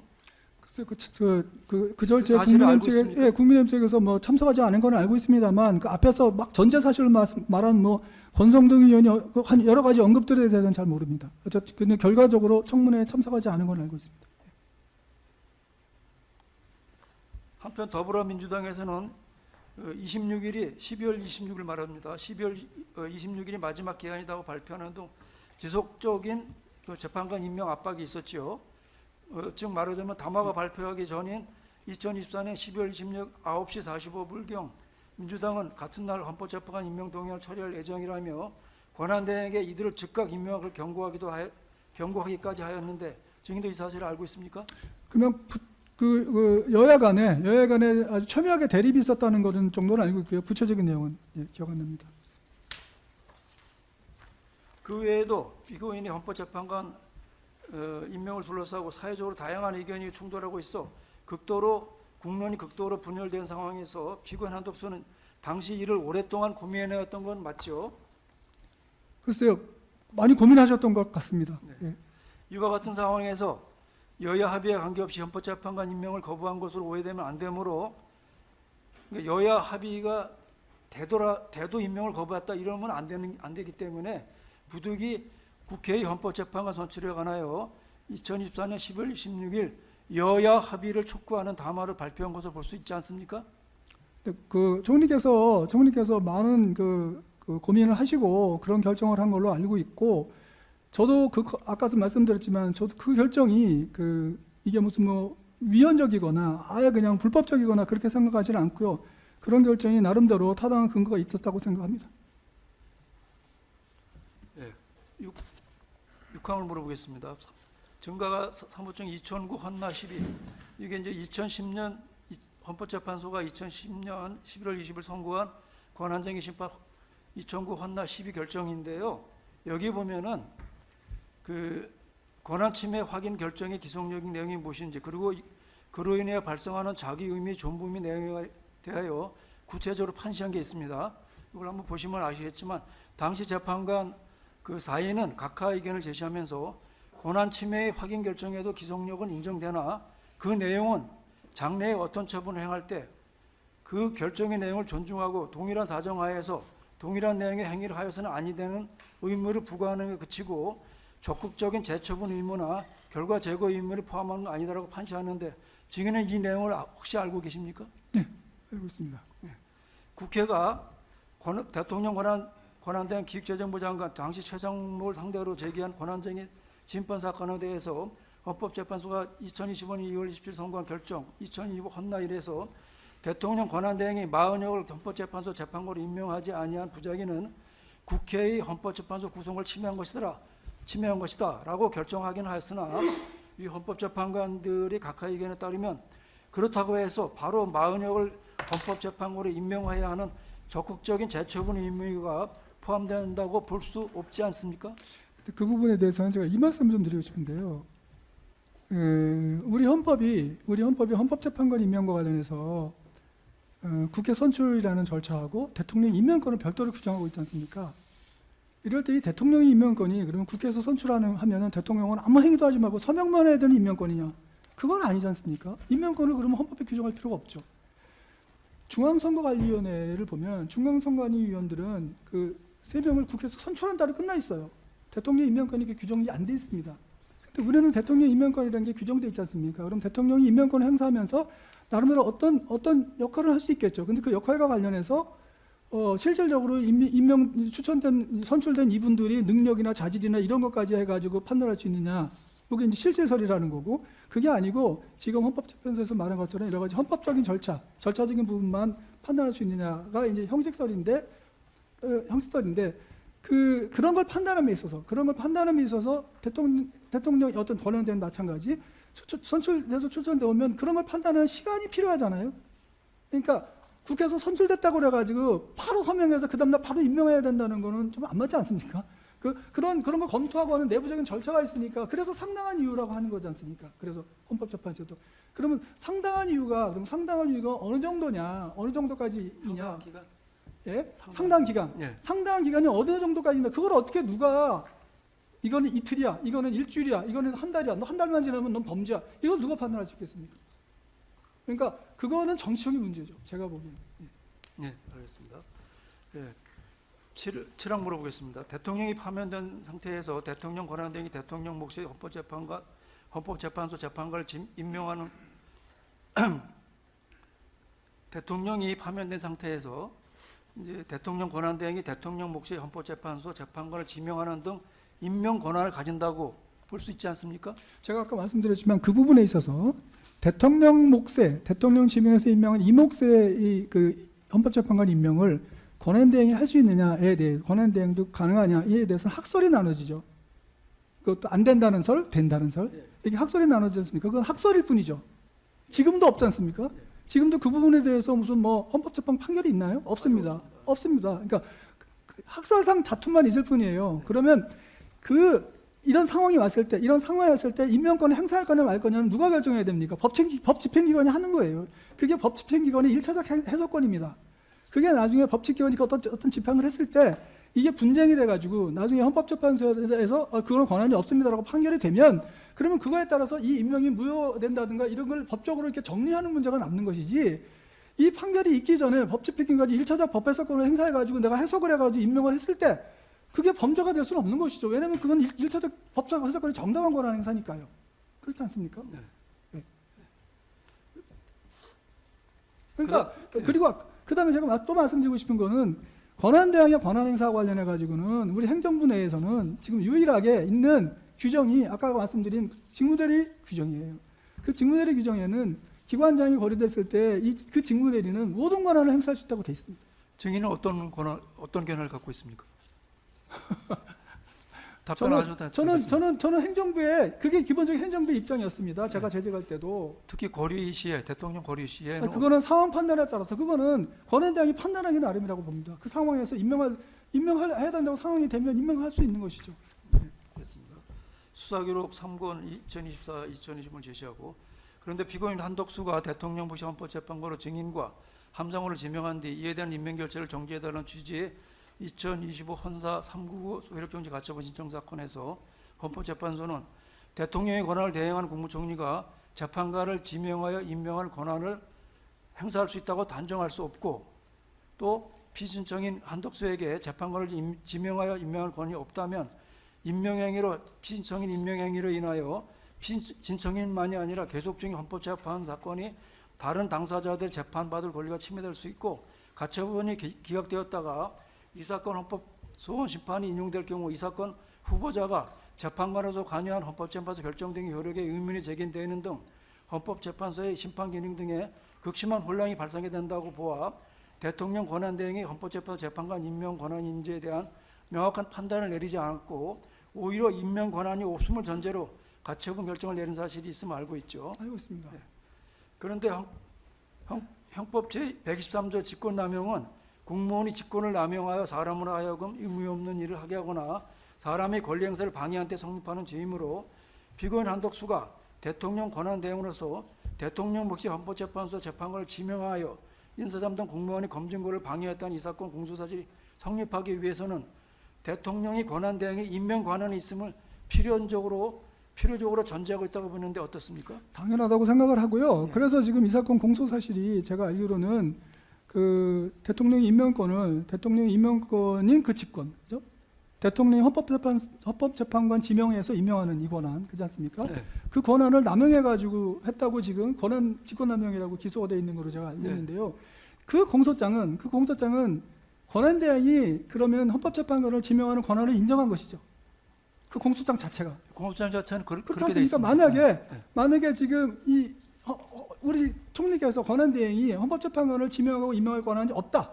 그런 조건이면 직권남용이 성립할 수 없지 않습니까? 네. 행사할 직권을 안 갖고 있는데 무슨 직권남용이 되겠습니까? 그러니까 그 공소장 자체가 헌법재판관 지명권을 인정한 것이죠. 제가 보기엔 그렇습니다. 예, 알겠습니다. 수사기록 2권 1023을 제시하고 피고인 한덕수가 마흔역을 헌법재판관으로 임명하지 않은 헌법재판소 재판관으로 임명하지 않은 부작위가 국회의 헌법재판소 구성을 침해했다고 판단한 아까 본 2025 헌나 1 결정문을 보면 헌법과 법률이 정한 바에 따라 임명된 재판관은 임명 선출 지명관자 누구였는지에 구애됨이 없이 헌법과 법률에 의해 양심에 따라 독립하여 심판하는 바 피청구인의 이와 같은 주장은 헌법재판소법 및 이와 같은 주장이라는 것은 이제 정파에 의해서 임명된다 그런 주장을 했습니다. 그 피고인의 이와 같은 주장은 그 앞에 보면 그런 주장이 나와 있거든요. 그런데 그런 주장은 헌법재판소 및 재판관의 정치적 중립성과 독립성을 부정하는 것이어서 받아들일 수 없다라고 판시한 것을 알고 있습니까? 네, 결정문이 그렇게 되어 있습니다. 따라서 피고인 한덕수가 권한 대행으로서 헌법재판관을 지명한 것이 헌법재판소에 계류 중인 헌법재판 청구 사건이 특정인들에게 유리하도록 선고되도록 하고 특정 정부 기조에 부합하는 헌법재판관을 임명할 목적으로 이루어진 것으로 볼 수 없는 것이죠. 이 그렇게 헌법재판소 결정에 보면 그렇게 되어 있습니다. 그렇게 생각합니다. 그 다음에 이제 안가 모임에 대해서는 아까 증언 거부를 하셨기 때문에 그 부분은 진술하지 않겠습니다. 생략하도록 하고요. 총리 공간 모임에 대해서 한 가지만 물어보겠습니다. 제2호 한동훈 조사 일부를 제시하고 물어보겠습니다.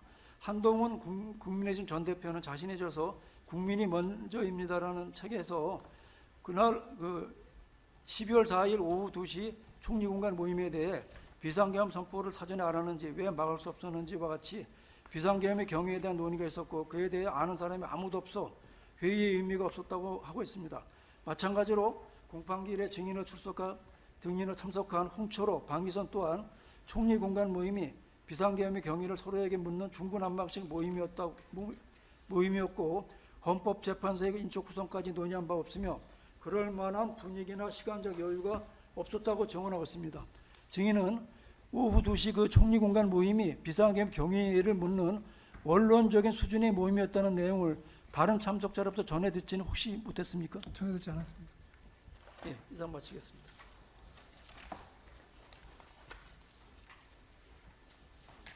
고인 변호인이 예, 신문하겠습니다. 반대 신문 필요하신가요? 이 신문 사항 제출하겠습니다.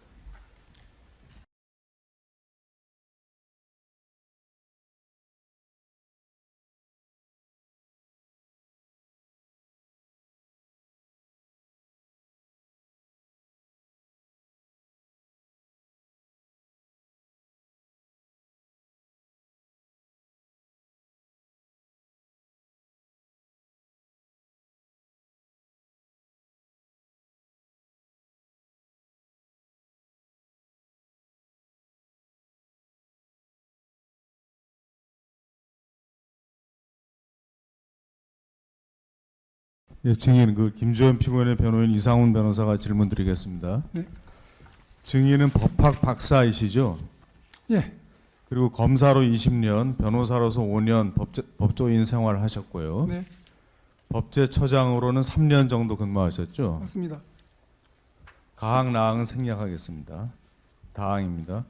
법제처는 각종 법령의 최종적인 심사 기능을 하고 있죠. 그렇습니다. 그 구체적으로 법제처에서 하는 일을 좀 간략하게 설명해 주실 수 있나요? 법령 심사, 법령 해석 이 주의고요. 법제 교육도 하고 있습니다. 교육도 하시고요. 네. 법제처는 그 법령의 해석과 관련하여 관계 부처의 의견이 엇갈리거나 불분명한 경우 그에 대해서 유권 해석하는 기능도 하죠. 그렇습니다. 그리고 법제처장은 법제처 내 각종 심사와 해석 기능을 총괄 지도하죠. 그렇습니다. 예. 직무대리 규정 아까 증인이 말씀하신 그 직무대리 규정 대통령령 33,155호 제7조를 제시합니다. 현재 중앙행정기관 등의 기관장이 사고로 직무를 수행할 수 없는 경우 직무상 공백이 생기지 않도록 직무대리자의 권한과 책임을 명확하게 하기 위한 대통령령인 직무대리 규정이 시행되고 있죠. 그렇습니다. 가항입니다. 직무대리 규정 강령 제769호 제7조를 제시합니다.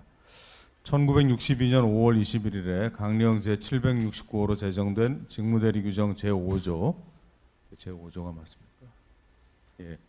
그 책임 부분에서는 직무대리자가 권한을 행사하되 그 권한에 상당하는 책임을 진다 이렇게 규정되어 있죠.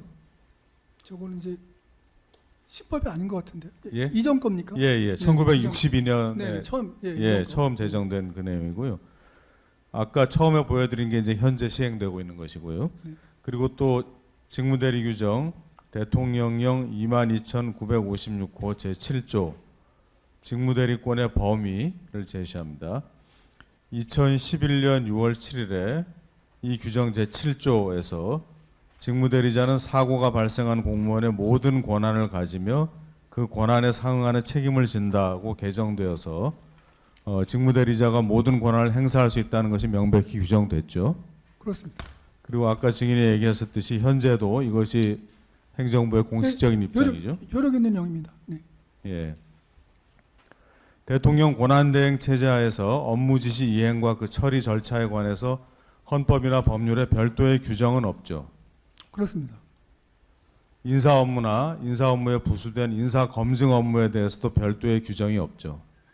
그 규정이 없는데요. 예. 왜 규정이 없느냐? 그것은 특히 이제 이 헌법재판관 임명 절차라든가 또 대법관 임명 절차라든가 그런 임명은 헌법에서 직접 부여한 권한입니다. 이게 의회가 제정한 법률에 의해서 부여되는 권한이 아니고 예. 헌법에서 대통령에게 직접 부여한 권한이에요. 직접 부여한 권한이기 때문에 여기서 임명 절차를 할 때 어떻게 임명 절차를 해야 된다를 의회에서 정할 수가 없습니다. 예. 만약에 의회가 법률로 대통령이 헌법에서 직접 부여받은 권한의 행사에 대해서 어떤 절차를 해가지고 제안한다면 그거는 대통령의 고유한 인사권을 침해하는 거예요. 예. 그렇게 할 수 없기 때문에 그래서 법률은 없습니다. 알겠습니다. 대통령 권한대행의 업무 범위에 관해서 헌법이나 법률에 명확한 규정이 없어 학설상 논의가 있으나 대통령실이나 행정부 소속 공무원들은 권한대행 체제 하에서의 업무 지시 이행과 관련해서는 아까 본 그 직무대리 규정의 취지 및 정부의 공식적인 입장에 따라 업무를 수행하는 것이죠. 그렇습니다. 직무대리 규정의 취지와 헌법 조문에 관한 해석을 해서 운영해야 되지 않습니까? 예. 그런데 제가 몇 번 말씀드렸습니다만 이 헌법 조문에서 어디까지 행사할 수 있느냐에 대한 지금 헌법 조문밖에 없지 않습니까? 권한 예. 대행에 예. 관련된 것이. 그러면 이것을 해석하는 것에서 권한 대행이 어디까지 권한 범위가 있느냐를 권한 있는 예를 들면 헌법재판소라든가 이런 데서 해석될 때까지는 그런 권한 있는 기관이 어떻게 해석해 줄 때까지는 그것은 대통령이나 권한 대행이 해석할 수밖에 없다는 거죠. 그게 네. 일체적 해석 권한이라고 제가 계속 말씀드립니다. 네, 집행기관에. 네. 마항은 생략하고요. 3항입니다. 인사검증에 관해서 여쭤보겠습니다. 인사검증은 특정 공직 후보자에 대한 인사를 진행함에 있어 부담이 되는 요소가 있는지 없는지 확인하는 내부 절차이죠. 그렇습니다. 그리고 국회 인사청문회와 다른 점은 인사검증에 관해서 규율하는 법이 없다는 것이죠. 그렇습니다. 저희가 참고 자료로 그 국회의원의 그 국회 전문위원회 검토 보고서를 제출한 바가 있는데 혹시 증인은 그 인사검증을 법제화하려는 그 법안이 2차례 제출됐다가 국회를 통과하지 못한 일이 있었던 것에 대해서 알고 계신가요? 그거는 제가 모르는 사항인데요. 예. 그것까지는 제가 몰랐습니다만은 그런 법률이 통과될 수가 없습니다. 제가 아까 좀 전에 말씀드렸듯이 예. 대통령의 인사권은 헌법에서 직접 부여한 고유권이기 때문에 그 고유권에 관한 절차나 방법을 제한하면서 인사권 행사를 제한하는 법률을 만들면 그 법률은 대통령이 고유권을 침해하는 거가 되거든요. 헌법 위반의 법률이 된다는 헌법 말씀. 위반 소지가 있습니다. 그래서 아마 안 된 거로 생각합니다. 예. 그래서 지금 국회 인사청문 제도에 대해서는 법령으로 규정되어 있지만 그 법령이 대통령 인사권 행사에 적용되는 어떤 제한이 된다고 볼 수는 없죠. 그렇죠. 만약에 청문회에서 부적격이라고 의견을 낼 때는 대통령이 임명할 수 없다는 조문이 들어간다면 그건 안 되죠. 그건 위헌이라고 생각합니다. 예. 그래서 대통령은 국회 인사청문회의 의견과 다르게 인사권 행사할 수 있는 것이고요. 그렇기 때문에 그 청문회법이 청문회 절차가 아직 그 위헌은 아니라고 생각합니다. 예. 지금 말씀하신 대로 대통령의 인사권 행사는 헌법상 직접 인정되는 그 권한으로서 광범위한 재량이 인정되는 것이죠. 그 인사권도 지금 제가 말씀드린 거는 헌법재판관 임명이라든가 감사원장 임명이라든가 예. 또는 뭐 대법관 임명이라든가 그러니까 헌법에서 국가원수로서의 지위에서 행사하는 그 인사권, 예. 헌법에서 직접 부여한 행사권을 말하는 겁니다. 네. 그렇기 때문에 이와 같이 헌법에 직접 규정된 헌법재판관 지명 같은 대통령 인사 권한에 대해서는 헌법상 어떤 그 제한에 관한 법률일보 조항이 없다면 그냥 법률로 제한할 수는 없는 거죠. 예, 그렇게 생각합니다. 그리고 인사검증에 관해서도 현행법상 아무런 근거 규정이 없기 때문에 그 내부적인 인사검증 절차를 뭐 어떻게 거쳤느냐 안 거쳤느냐 이런 것 때문에 인사가 위법하다고 볼 수는 없는 거죠. 그 부분에 대해 제가 이제 제 생각을 말씀드려야 되는데 예. 그 부분을 이렇게 말씀드리고 싶습니다. 인사검증 절차라는 것은 임명권자인 대통령의 임명권 행사를 위한 보조 수단이에요. 예. 대통령이 어떤 사람이 임명하고자 할 때 이 사람이 어떤 사람이냐를 좀 알아봐 달라는 거지 않습니까?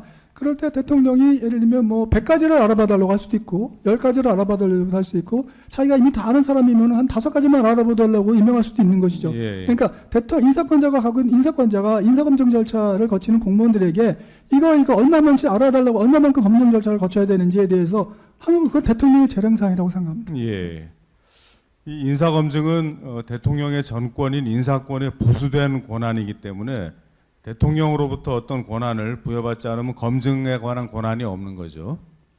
그렇습니다. 그 검증에 관해서도 아마 직제가 있을 건데요. 직제. 예, 검증 절차라는 어떤 법률이 있어서 이 사람들이 어떤 권한을 갖는다는 것이 아니라 검증 절차를 하기 위한 어떤 기구를 만들면서 대통령이 검증을 맡길 어떤 기구를 만들면서 직제를 맡는 거로 저는 알고 있는데요. 예. 그 직제에 있는 그 사람들은 대통령이 해달라는 거, 대통령이 이분에 대해서 이런 검증을 해주세요 하면 그런 자료를 모아서 보내고 때로는 뭐 최종적으로 아마 비서실에서 나름대로 검토해서 대통령께 보고를 하겠죠. 예. 그럼 대통령이 그 보고를 보고 결정하는 그런 절차가 아닐까 싶습니다. 예. 그렇기 때문에 인사권자인 대통령 또는 대통령 권한 대행이 인사검증을 신속하게 해달라고 지시를 해서 그 방금 말씀하신 직제에 따라 지금 인사검증 권한이 있는 공직기강 비서관실 거기에서 인사검증 업무를 신속하게 빨리 했다고 해서 어떤 위법한 요소가 있는 게 아니죠. 대통령의 재량사항이라고 생각합니다. 예. 참고 자료를 제출했던 공직 후보자 등에 관한 정보의 수집 및 관리에 관한 규정 2022년 6월 7일 일부 개정문입니다. 2022년 6월에 인사혁신처장으로부터 공직 후보자 등에 관한 정보의 수집 관리 권한의 일부를 위탁받아 수행할 기관에 법무부 장관을 추가하고 법무부 인사정보관리단을 신설해서 사실관계에 관한 자료 수집 등의 실무를 담당하도록 하는 내용으로 규정이 개정된 거 알고 계시죠? 알고 있습니다. 예. 증인이 그 법제처장 취임하신 이후에 개정된 것이죠. 맞습니다. 저것도 법제처에서 아마 심사했을 겁니다. 예. 그 개정 이유문에 의하면은 동 규정을 개정한 이유는 대통령 임명 직위에 대한 인사 사무를 보다 효율적으로 수행하기 위하여 법무부 장관을 추가한다는 것인데 이런 내용도 알고 계시죠? 알고 있습니다. 순번 19번 대통령 비서실 운영 등에 관한 규정. 아까 증인께서 그 직제가 있을 거라고 얘기하신 거 바로 그 직제인데요. 여기에 보면 이제 공직기강 비서관실이 인사검증 업무를 담당하도록 되어 있습니다. 이 규정 외에 인사검증의 기준이나 절차를 정한 별도의 법령이나 내규 같은 것은 없죠. 글쎄요, 제가 모든 법령을 다 아는 건 아니니까 예. 제가 알고 있는 한은 그렇습니다. 증인이 알기로는 그런 게 없죠. 그리고 요거 외에 하여튼 증인이 아시기에는 인사검증이라는 용어를 사용하고 있는 법령이 없는 것으로 알고 계시죠? 글쎄요, 어쨌든 제가 본 적은 그 이상은 제가 보거나 잘 들으신 모르겠습니다. 적은 없죠. 네. 6항입니다. 순번 5번 증거기록 331쪽에 공직 후보자 등에 관한 정보의 수집 및 관리에 관한 규정 제10조의 2 권한의 위탁입니다. 인사혁신처장은 대통령이 임명, 위촉하는 직위 등에 대한 인사 사무의 적정한 수행을 위하여 인사혁신처장이 인정하는 범위 내에서 제2조에 따른 정보의 수집 관리 권한을 대통령 비서실장 및 법무부 장관에게 위탁한다라는 규정이 있는데 이 규정 알고 계신가요? 네, 알고 있습니다. 이것에 기해서 그 인사 검증을 위한 수단으로 인사 정보를 수집 관리하고 있죠. 네, 이 규정이 그 2014년 8월 6일에 신설된 거 알고 계신가요? 법무부 직제가요? 방금 말씀드린 공직 후보자 등에 관한 정보의 수집 및 관리에 관한 규정이요. 그 규정은 네, 2024년 2014년 8월 6일에 신설된 본조가 신설됐는데 2022년에 개정됐습니다. 아, 그 전에는 법무부 장관 아마 없었던 걸로 제가 알고 있는데요. 예. 저기 아마 법무부 장관이 들어간 게 2022년 6월달이 아닌가 싶습니다. 예. 그래서 그거에 따라서 법무부 직제를 만든 거죠. 예. 제가 여쭤본 건 이제 법무부 장관 그 들어가기 전에 처음에 이제 규정이 그 위탁한다. 정보의 수집 관리를 이제 대통령 비서실장에게 위탁한다는. 그렇습니다. 예, 자료 수집하는 권한을 인사혁신처장이 대신 해달라고 위탁할 수 있는 거죠. 그거는 정보무 위탁 규정에 따라서 적법하게 위탁 규정을 만든 겁니다. 예. 순번 180번 국무회의 회의록입니다. 이 규정이 신설될 무렵인 2014년 7월 29일에 열린 국무회의 회의록에 보면은 이 규정의 취지는 공직 후보자 인사 검증을 위한 근거 규정을 마련하고 대통령의 고유 권한인 정무직 인선 지원을 원활하게 하기 위하여 관련 조치를 하는 것이다. 이렇게 되어 있는데 증인도 그렇게 알고 계신가요? 네. 저 서면을 제가 본 적은 없습니다만 그 취지는 맞습니다. 예. 그러니까 위 규정에서 위탁하는 것은 대통령이 임명, 위촉하는 직위 등에 대한 공직 후보자 등의 정보의 수집 관리에 관한 권한이지 인사 검증 권한 자체는 아니죠. 인사검증이라고 하시는 말씀을 인사검증을 해가지고 이 사람은 돼요 안 돼요 이 사람을 임명하면 됩니다 안 됩니다 이런 거를 말할 수 있는 권한이라고 그러면 그건 아니고요. 예.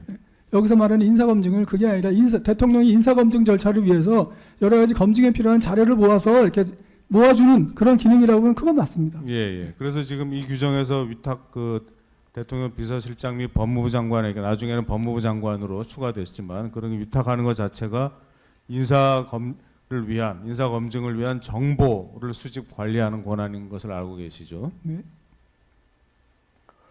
그 인사혁신처장은 인사 검증 권한이 없죠. 인사혁신처장이요? 예. 그것도 제가 말씀드리지 않습니까? 예. 인사검증 권한 자꾸 인사검증 권한이라고 말씀하실 때 그 인사검증 권한이라는 것이 예. 인사를 자료를 수집해서 뭐 검토하고 평가하고 하면서 이 사람은 절대 예를 들면 뭐 헌법재판관이 임명하면 안 됩니다. 라는 걸 갖다 결정할 수 있는 권한이라고 하면 그런 건 없죠. 인사혁신처장이. 그게 아니고 결정은 대통령이 하시는데 거기에 따른 여러 가지 대통령이 인사검증을 위해서 여러 가지 자료를 수집하고 대통령께 보고하는 그런 절차는 인사혁신처가 전체적인 인사를 담당하니까 있을 것입니다. 근데 그런 인사혁신처장이 여러 가지 정보를 수집하는 권한을 인사혁신을 그런 기구가 없지 않습니까? 예, 예. 인사영장과 여러 가지 자료를 수집하고 수집하는 기구가 없으니까 그런 기구를 가진 기관에게 위탁할 수밖에 없는데 그 위탁하는 거를 이 법이 개정되기 이전에는 대통령실에서 했단 말입니다. 예, 예. 대통령실에 위탁해서 대통령 비서실에서 그 일을 했다가 이제 그 지난 정권에 대통령이 취임하면서 민정수석을 없앴지 않습니까? 예, 민정수석 예. 안 뽑고 하니까 이제 대통령실에서 그걸 할 만한 기구가 마땅치 않으니까 그럼 여러 가지 자료 수집하는 그런 기능을 하고 있는 법무부에서 이런 기능을 맡으라고 직접 하나 만들어서 위탁한 거죠. 예, 예. 지금 말씀은 잘 알겠는데 제가 좀 이제 구분해서 다시 여쭤본다면 이제 인사 검증이라는 것이 뭐 반드시 이 사람은 된다 안 된다를 결정하는 그런 것은 아니라고 이제 하셨는데 그렇지만 이제 검증 담당 공무원들이 검증을 한 결과 이 사람은 좀 부담이 있다, 정치적 부담이 된다, 이 사람은 별 부담이 없다, 이 사람은 문제가 없다, 아니면 이 사람은 문제가 많다 이런 식의 이제 판단을 하거든요. 그런 건 네. 알고 계시죠? 그 부분 저는 그 인사검증 절차를 잘 모릅니다. 아 네. 그러세요? 제가 여쭤보고자 한 것은 아까 그 규정에 나온 인사혁신처장이 위탁하는 내용이 인사검증 업무 자체가 아니라 인사검증을 위한 어떤 정보, 자료의 수집 관리에 관한 거라고 여쭤본 것인데 그 부분은 아까 답변하셨죠? 네, 그런 예, 걸로 알고 있습니다. 넘어가겠습니다. 7항입니다. 보안 업무 규정 시행 규칙 57조를 제시하겠습니다. 증인이 법제처장으로 재직하시던 2022년 11월 28일 신설된 보안 업무 규정 시행 규칙 57조 1항 2문에 대통령은 필요하다고 인정하는 경우에 비서실장으로 하여금 국가정보원장에게 신원 조사를 요청하게 할 수 있다라는 내용이 추가돼서 개정된 거 알고 계시죠? 네, 그 정확한 날짜나 예, 예. 내용을 모르지만 어쨌든 저런 개정이 있었다는 거는 알고 있습니다. 예. 나항입니다. 시행규칙 57조에 대한 개정문입니다. 그 개정 이유는 대통령은 본인이 임명하는 직위에 대해 대통령 비서실장으로 하여금 신원 조사를 요청할 수 있도록 하는 그런 취지로 보이는데 맞습니까? 네, 개정 이유를 보니까 그렇게 돼 있네요. 예. 근데 이 개정에 대해서 1964년 그 보안 업무 규정 시행 규칙이 제정된 이후에 처음으로 대통령과 대통령실에서 신원 조사 요청을 할 수 있는 그런 권한을 넣어서 대통령실의 인사 검증 기능을 강화했다. 강화하기 위한 포석이다. 이런 언론 보도가 있었다고 하는데 혹시 알고 계신가요? 언론 보도 내용은 모르겠습니다. 예. 저 시행 규칙 자체가 지금 문구가 필요한 경우에 할 수 있다고 되어 있으니까 저것을 의무 사항으로 볼 수는 없겠죠. 예, 그렇게 생각합니다. 예. 할 수 있다고 돼 있으니까. 예. 마치겠습니다.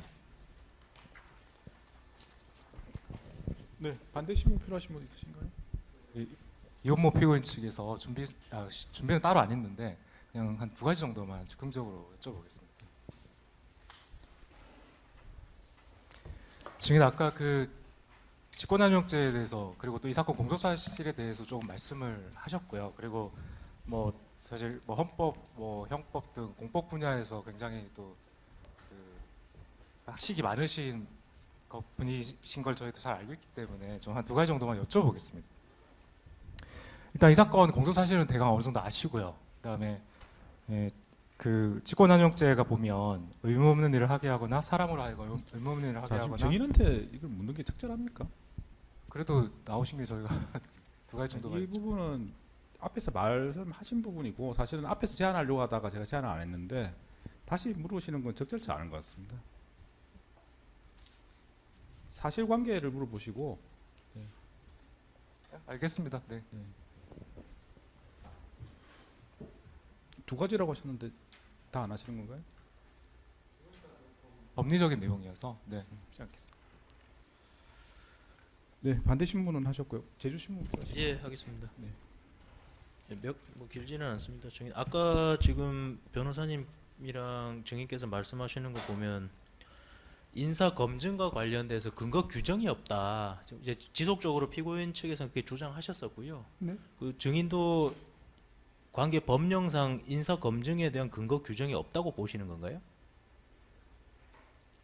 예. 그러니까 인사검증과 관련해서 특히 제가 지금 말씀드리는 거는 헌법재판관이나 뭐 대법관이나 이런 것처럼 헌법이 직접 부여한 권한 예. 공무원들. 예. 그러니까 예를 들면 경찰법에 보면은 경찰 공무원 중에서 총경 이상 공무원은 뭐 총경 이상의 그 경찰관은 그 경찰법에 규정이 있지 않습니까? 예. 거기에 경찰청장이 추천을 받아서 뭐 행안부장을 제청하고 이런 절차 이런 규정들이 있잖아요. 예. 그것들은 법률 규정이 있으니까 그런 절차를 따라야 되겠죠, 그렇죠? 예. 근데 그게 아니고 헌법이 직접 부여한 권한이 있어요. 예. 헌법재판관이라든가 또는 대법관이나 이런 직접 부여한 이런 권한에 대해서는 절차 규정은 법률이 없는 것이죠. 예. 국가공무원법 제2조 제시를 좀 하겠습니다. 네.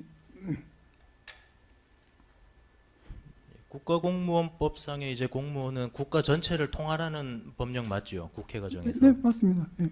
말미에 보시면은 정무직 공무원도 공무원으로 구분돼 가지고 국가공무원법 의율을 받지요. 네, 그 헌법재판관 정무직 공무원인 거 잘 아시죠? 네. 국가공무원법 19조 요건 출력돼 있어서 출력으로 주시겠습니다. 19조의 3입니다.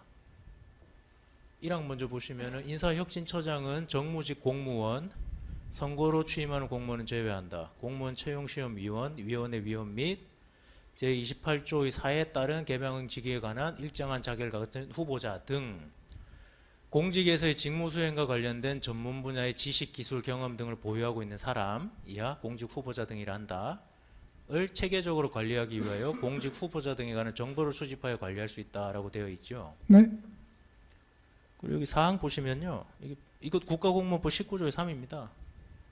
국가기관, 지방자치단체 및 대통령으로 정하는 기관의 장은 인사상 목적 또는 공직에서의 직무수행과 관련된 전문 분야의 지식, 기술, 경험 등을 활용하기 위하여 필요한 경우 1항에 방금 보여드린 1항에 따른 공직 후보자 등에 관한 정보를 인사혁신처장에게 요청하여 제공받거나 해당 정보를 직접 열람할 수 있다 해서 인사상 목적으로 인사혁신처장이 수집한 자료 사용하실 수 있거든요. 이거 인사검증 정무직, 헌법재판관에 대해서 정무직인데 인사검증 근거 조항 아닙니까 이거? 저기 보면 정보를 수집하여 관리하는 기능이지 않습니까? 네. 지금 그런데 우리가 말하는 인사 검증이라는 거는 저거랑 좀 다르지 않나요?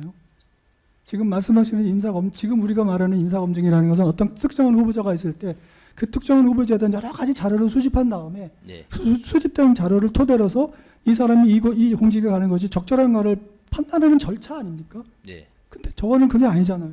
저기 있는 조항은 인사혁신처장이 그런 자료를 수집해서 평소에 여러 가지 전문가 그룹이라든가 이런 인물들에 관한 자료를 모아서 그냥 관리하고 있는 조항 아닙니까? 아니 근데 여기 써 있잖아요. 인사상 목적으로라고 명확하게 써 있잖아요. 인사상 목적은 공무원 채용, 승진, 전보, 파견 이런 거 아닙니까? 인사상 목적으로 지금 사용할 수 있다는 거 아니에요? 그 정보를? 그러니까 그 정보를 인사권을 갖고 인사를 행하게 되는 그 기관에서 예. 그 정보를 인사혁신처가 갖고 있는 정보를 요청해서 받을 수는 있겠죠. 예, 그러니까 인사상 목적으로 받을 수 있으니까 이 사람이 네. 무슨 죄를 저질렀나 전과죠. 무슨 죄를 저질렀나 선관위에다가 얼마나 기부금을 냈나 이런 거 확인할 수 있는 근거 조항이잖아요. 그런 자료가 인사혁신처에서 보관하려고 있는 자료에 그런 자료가 있는지는 저는 잘 모르겠습니다. 그 정보 제공 동의를 받아서요. 이게 개인정보 제공 동의서 받아서 증인도 여러 번 하셨었고 인사혁신처- 개인정보 제공 동의를 받아가지고 그 내용을 수집한 거예요. 그걸 인사상 목적으로 쓸 수 있다고 하지 않습니까? 쓸 수는 있겠죠. 근데 그렇다고 해서 인사혁신처가 검증기관은 아니잖아요. 자료를 제가 수집하는 그렇게 기관은. 말씀드린 거 아니고요. 네네. 검증 인사 검증에 대한 근거가 자꾸 없다 하시길래 국가 공무원법에 정해져 있고 거기에 정무직이니까 헌법재판관도 포함된다 보여드린 거고요. 이거 아주 기본적인 겁니다. 이거는 국가 공무원법인데요. 결격 사유라고 해서 다음 각호 어느 하나에 해당하는 자는 공무원으로 임명될 수 없다 하는데 한번 봐주시죠. 피성년 후견인 파산 선고를 받고 복권되지 아니한 자, 그다음에 이제 형사처벌 받은 자, 자격 정지된 자, 뭐 성범죄도 있고 뭐 여러 가지 있습니다. 그런데 또 이 마지막에 보면 치료가 뭐 선고받은 자, 뭐 징계가 나옵니다. 징계로 파면 해임 처분 받은 자, 그리고 얼마나 지나지 않은 자 이렇게 기간 설정돼 있거든요. 이거 가장 기본적인 인사 검증을 국가공무원법이 상정한 거 아닙니까? 왜 근거 규정이 없다고 볼 수 있는 거죠 이게? 그러니까 저거는 이제 그 공무원이 결격 사유를 규정한 거는 맞는데 저 조항이 검증 절차를 규정한 건 저 아니잖아요. 결격을 확인하려면은 정가 조회하고 이 징계 확인하려면 감사원에서 조회해야 되지 않습니까? 그러니까 그거는 검증 기관이 해야 될 일이죠. 알겠습니다. 그다음 잠시만요.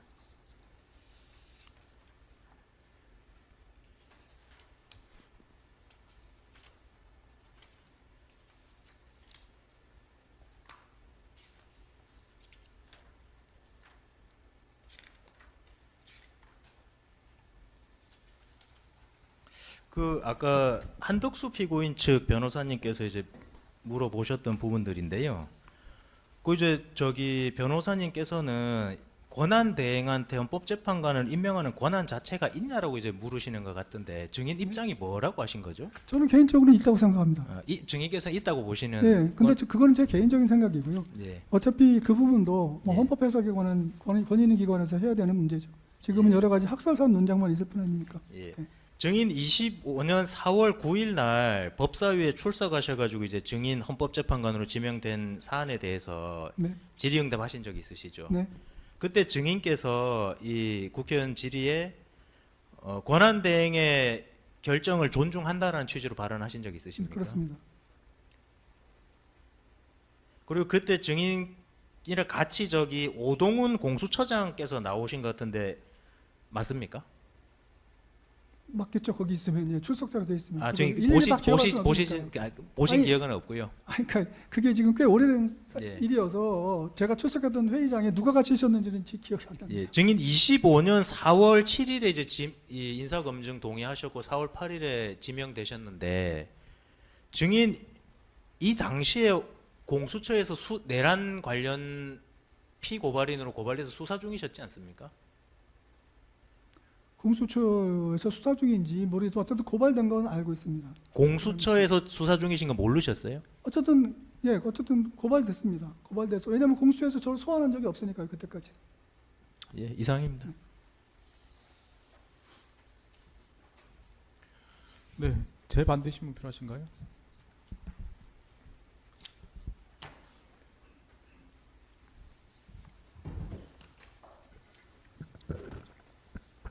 증인 제가 몇 가지만 좀 여쭤보겠습니다. 네. 그 누구로부터든 헌법재판소 재판관이으로 지명될 것이다라는 이제 그런 연락을 받았을 때 동의서를 요청했을 때든 언제 지명이 될 것이다라고 이렇게 시기를 들은 사실이 있나요? 그 부분이 제가 아까 말씀드렸듯이 그 부분이 진술은 않겠습니다. 예. 죄송합니다. 예.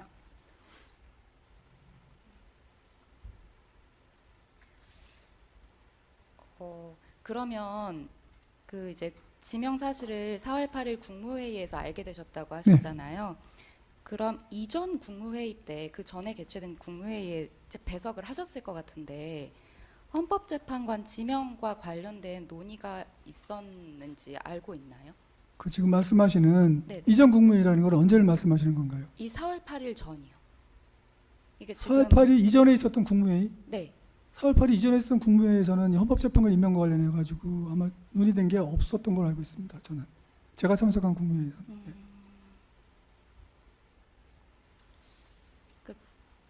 그럼 네. 그러면 그 한덕수 피고인이 12월 말에 이제 여야 합의가 있을 때까지 임명을 보류하겠다 이렇게 결정을 함에 있어서 법제처장인 증인에게 자문을 구하거나 사전에 논의했던 사실이 있나요? 그 부분도 제가 말씀드렸습니다. 그것도 인사권에 관한 그 내부적인 의사결정 절차의 문제이기 네. 때문에 그런 문제도 있고 말씀드리지만 그 부분이 전체적으로 지금 이제 특검 수사 사항도 되어 있기 때문에 예, 그렇습니다. 알겠습니다. 이상입니다. 네, 방금 말씀하신 부분은 일단 뭐 수사 대상이 될 가능성이 있는 점에서 저희가 정 거부를 허용했습니다. 뭐 인사권의 내부적인 문제라는 측면이 아니고 수사 가능성이 있다는 점에서 정 거부를 허용했습니다. 감사합니다. 예, 추가로 뭐 더 확인하실 게 있으실까요? 인사검 하나만 네, 먼저. 네 물어보시죠. 인사검증과 관련한 뭐 규정이 없다 이제 이렇게 말씀하시는데 사실은 아까 제시되고 한 그 정보 수집 권한 그 권한을 기초로 해서 사실상 인사검증이 이루어지고 있기는 하거든요. 네, 어쨌든 인사검증 절차는 잘 모르십니까? 네. 근데 이제 여기서 이제 법률적인 이제 법률 현실을 좀 물어보고 싶은 건데 그렇지만 그게 근거 규정이지 제한 규정이 될 수 없는 이유는 그 안에 절차, 시기, 방법 이런 게 전혀 없다는 거예요. 그렇기 때문에 아까 말씀하신 인사권에 대통령 인사권에 대한 제한이 될 요소를 법령에 아무것도 두지 않고, 그렇지만 인사권을 가진 대통령이 그런 인사검증을 하고 싶을 때 이 법령에 근거해서 할 수 있다, 이렇게 돼 있는 거란 말이죠. 그렇죠? 그렇기 때문에 그 조항들이 대통령 인사권에 대한 제한이 되지 않고 위헌적이지 않다, 이렇게 보는데 어떻습니까? 그렇지 않습니까? 그거는 이렇게 말씀드리고 싶네요. 인사검증 절차를 담당하는 정보 수집하는 기관들을 직제를 두어서 그 도움을 받는 거는 대통령이 인사권을 행사하기 위해서 도움을 받는 거에 불과합니다. 제 생각에는. 만약에 대통령께서 인사검증 절차 그런 직원들의 도움을 좀 덜 받았어요. 지금 막 여러 가지 논란이 되는 것처럼 네. 한 100점 받아야 되는 그분은 뭐 정말 잘 검증하는 건데, 그렇지 않고 대통령께서 어떤 이유로 한 10만 검증을 받아서 본인이 임명권을 행사했단 말입니다. 예. 그런데 그 임명권 한 10 정도를 검증하는 바람에 임명권 행사하면서 나중에 보니까 이 사람이 하자가 있어가지고 뭐 검증이 안 된 부분이 나타나가지고 정치적으로 논란이 될 수 있잖아요. 예, 예. 그때는 대통령이 정치적인 책임을 지는 거죠. 예, 예, 예. 자기가 인사권을 그렇게 행사한 거에 대해서는 자기가 정치적인 책임을 지는 거죠. 그렇죠. 그런 것이지, 그 인사검증 절차 조금 못했다고 그래가지고 대통령이 무슨 뭐 형사처벌 대상이 돼야 되는 건 저는 아니라고 생각합니다. 즉 정치적인 책임도 지고, 그리고 그 임명 행위에 법적인 하자가 있으면 그 임명 행위가 무효가 되거나 취소가 되거나 그러는 것이죠. 그렇겠죠. 예. 네. 만약에 법적인 그런 하자가 있다면. 예, 네. 이상입니다.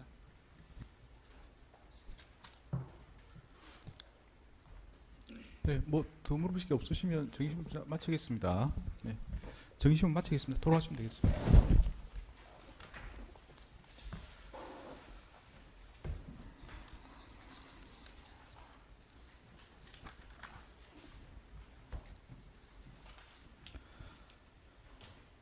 네, 원래 다음 길은 5월 1일로 지정했다가 이제 다시 공휴일로 지정되는 바람에 이제 길 취소를 했었고요. 그래서 5월 8일 날 다음 재판이 진행됩니다. 그래서 특별히 시작 전에 말씀하신 것처럼 뭐 최지현, 네, 5월 8일 날 10시에 소환해서 진행하도록 하겠습니다. 한 명만 소환하고요. 네, 5월 15일은 이시원, 네, 5월 22일은 이병호, 박성재 이렇게 진행할 예정입니다. 뭐 세부적인 내용은 나중에 뒷길의 세부적인 내용은 차차 뭐 말씀하시기로 하고, 일단 절차적인 문제에서 뭐 정인 신청은 뭐 지금 예상하신 분은 없으시죠? 뭐 더 정인 신청하겠다든지 이런 부분은 특검은 어떻습니까? 예, 저희는 없습니다. 그리고 재판장님 그 최지연, 이시원 증인 같은 경우에 이제 이원모 피고인 측에서도 증인 신청한 데서 인적 사항 같은 게 관련이 있어서 제가 원래 재판 끝나고 제출하는데 오늘 문제 없으면은 저희 최지연, 이시원 증인 신청서 제출하려고 합니다. 예. 네, 알겠습니다. 법정에서 제출하시는 예. 건가요? 네.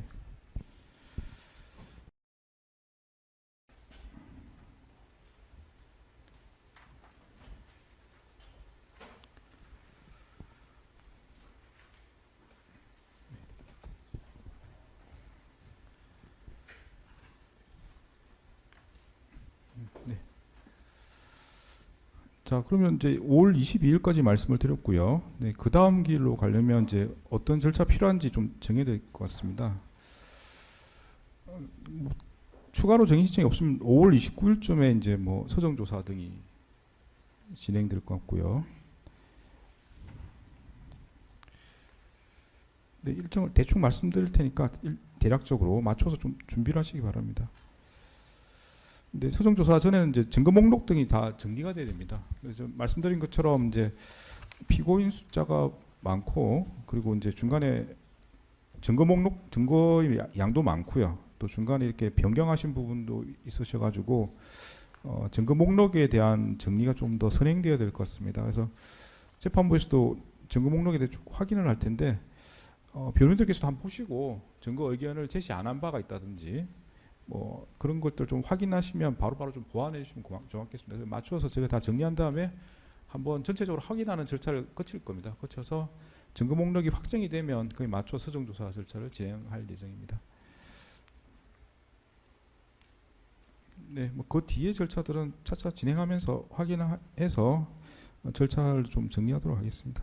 일단 지금대로 예정 진행되는 경우는 5월 29일쯤에 서정조사를 하지 않을까 싶습니다. 네, 혹시 뭐 더 하실 말씀 없으시면 재판 마치겠습니다. 네. 예, 말씀하십시오. 네. 저희 측에서 그 사실조회 보냈던 것 중에 국정원에서 사실 하나도 오지가 않았습니다. 근데 아까 네네. 그 증인이 나와서 사실상 답변을 본인들이 이제 그 케이스 개별 케이스에 대해서 아마 답변하기 곤란하다라고 사실상 뭐 답변을 하신 걸로 보이는데 네네. 독촉이 필요하신가요? 혹시라도 예, 한 번 정도라도 더 해주시면 예, 감사하겠습니다. 말씀하신 전에도 여러 번 말씀드렸는데 사건의 중요성에 비추어서 뭐 필요하신 절차는 저희가 최대한 진행하고 있습니다. 독촉이 필요하시면 독촉을 하도록 하겠습니다. 다만 이제 독촉 그 아까 증인 진술에 따르면 여러 가지 현행 업무와 이제 연관된 부분들은 다 이제 답변을 거부하는 것 같은데요. 그래서 제가 독촉을 하면서 혹시 답변이 곤란한 사정이 있으면 그런 곤란하다는 입장을 좀 밝혀달라 이렇게 해서 제가 독촉하도록 네, 하겠습니다. 네, 알겠습니다. 네, 또 뭐 더 하실 말씀 있으시면 하시고 없으면 재판 마치겠습니다.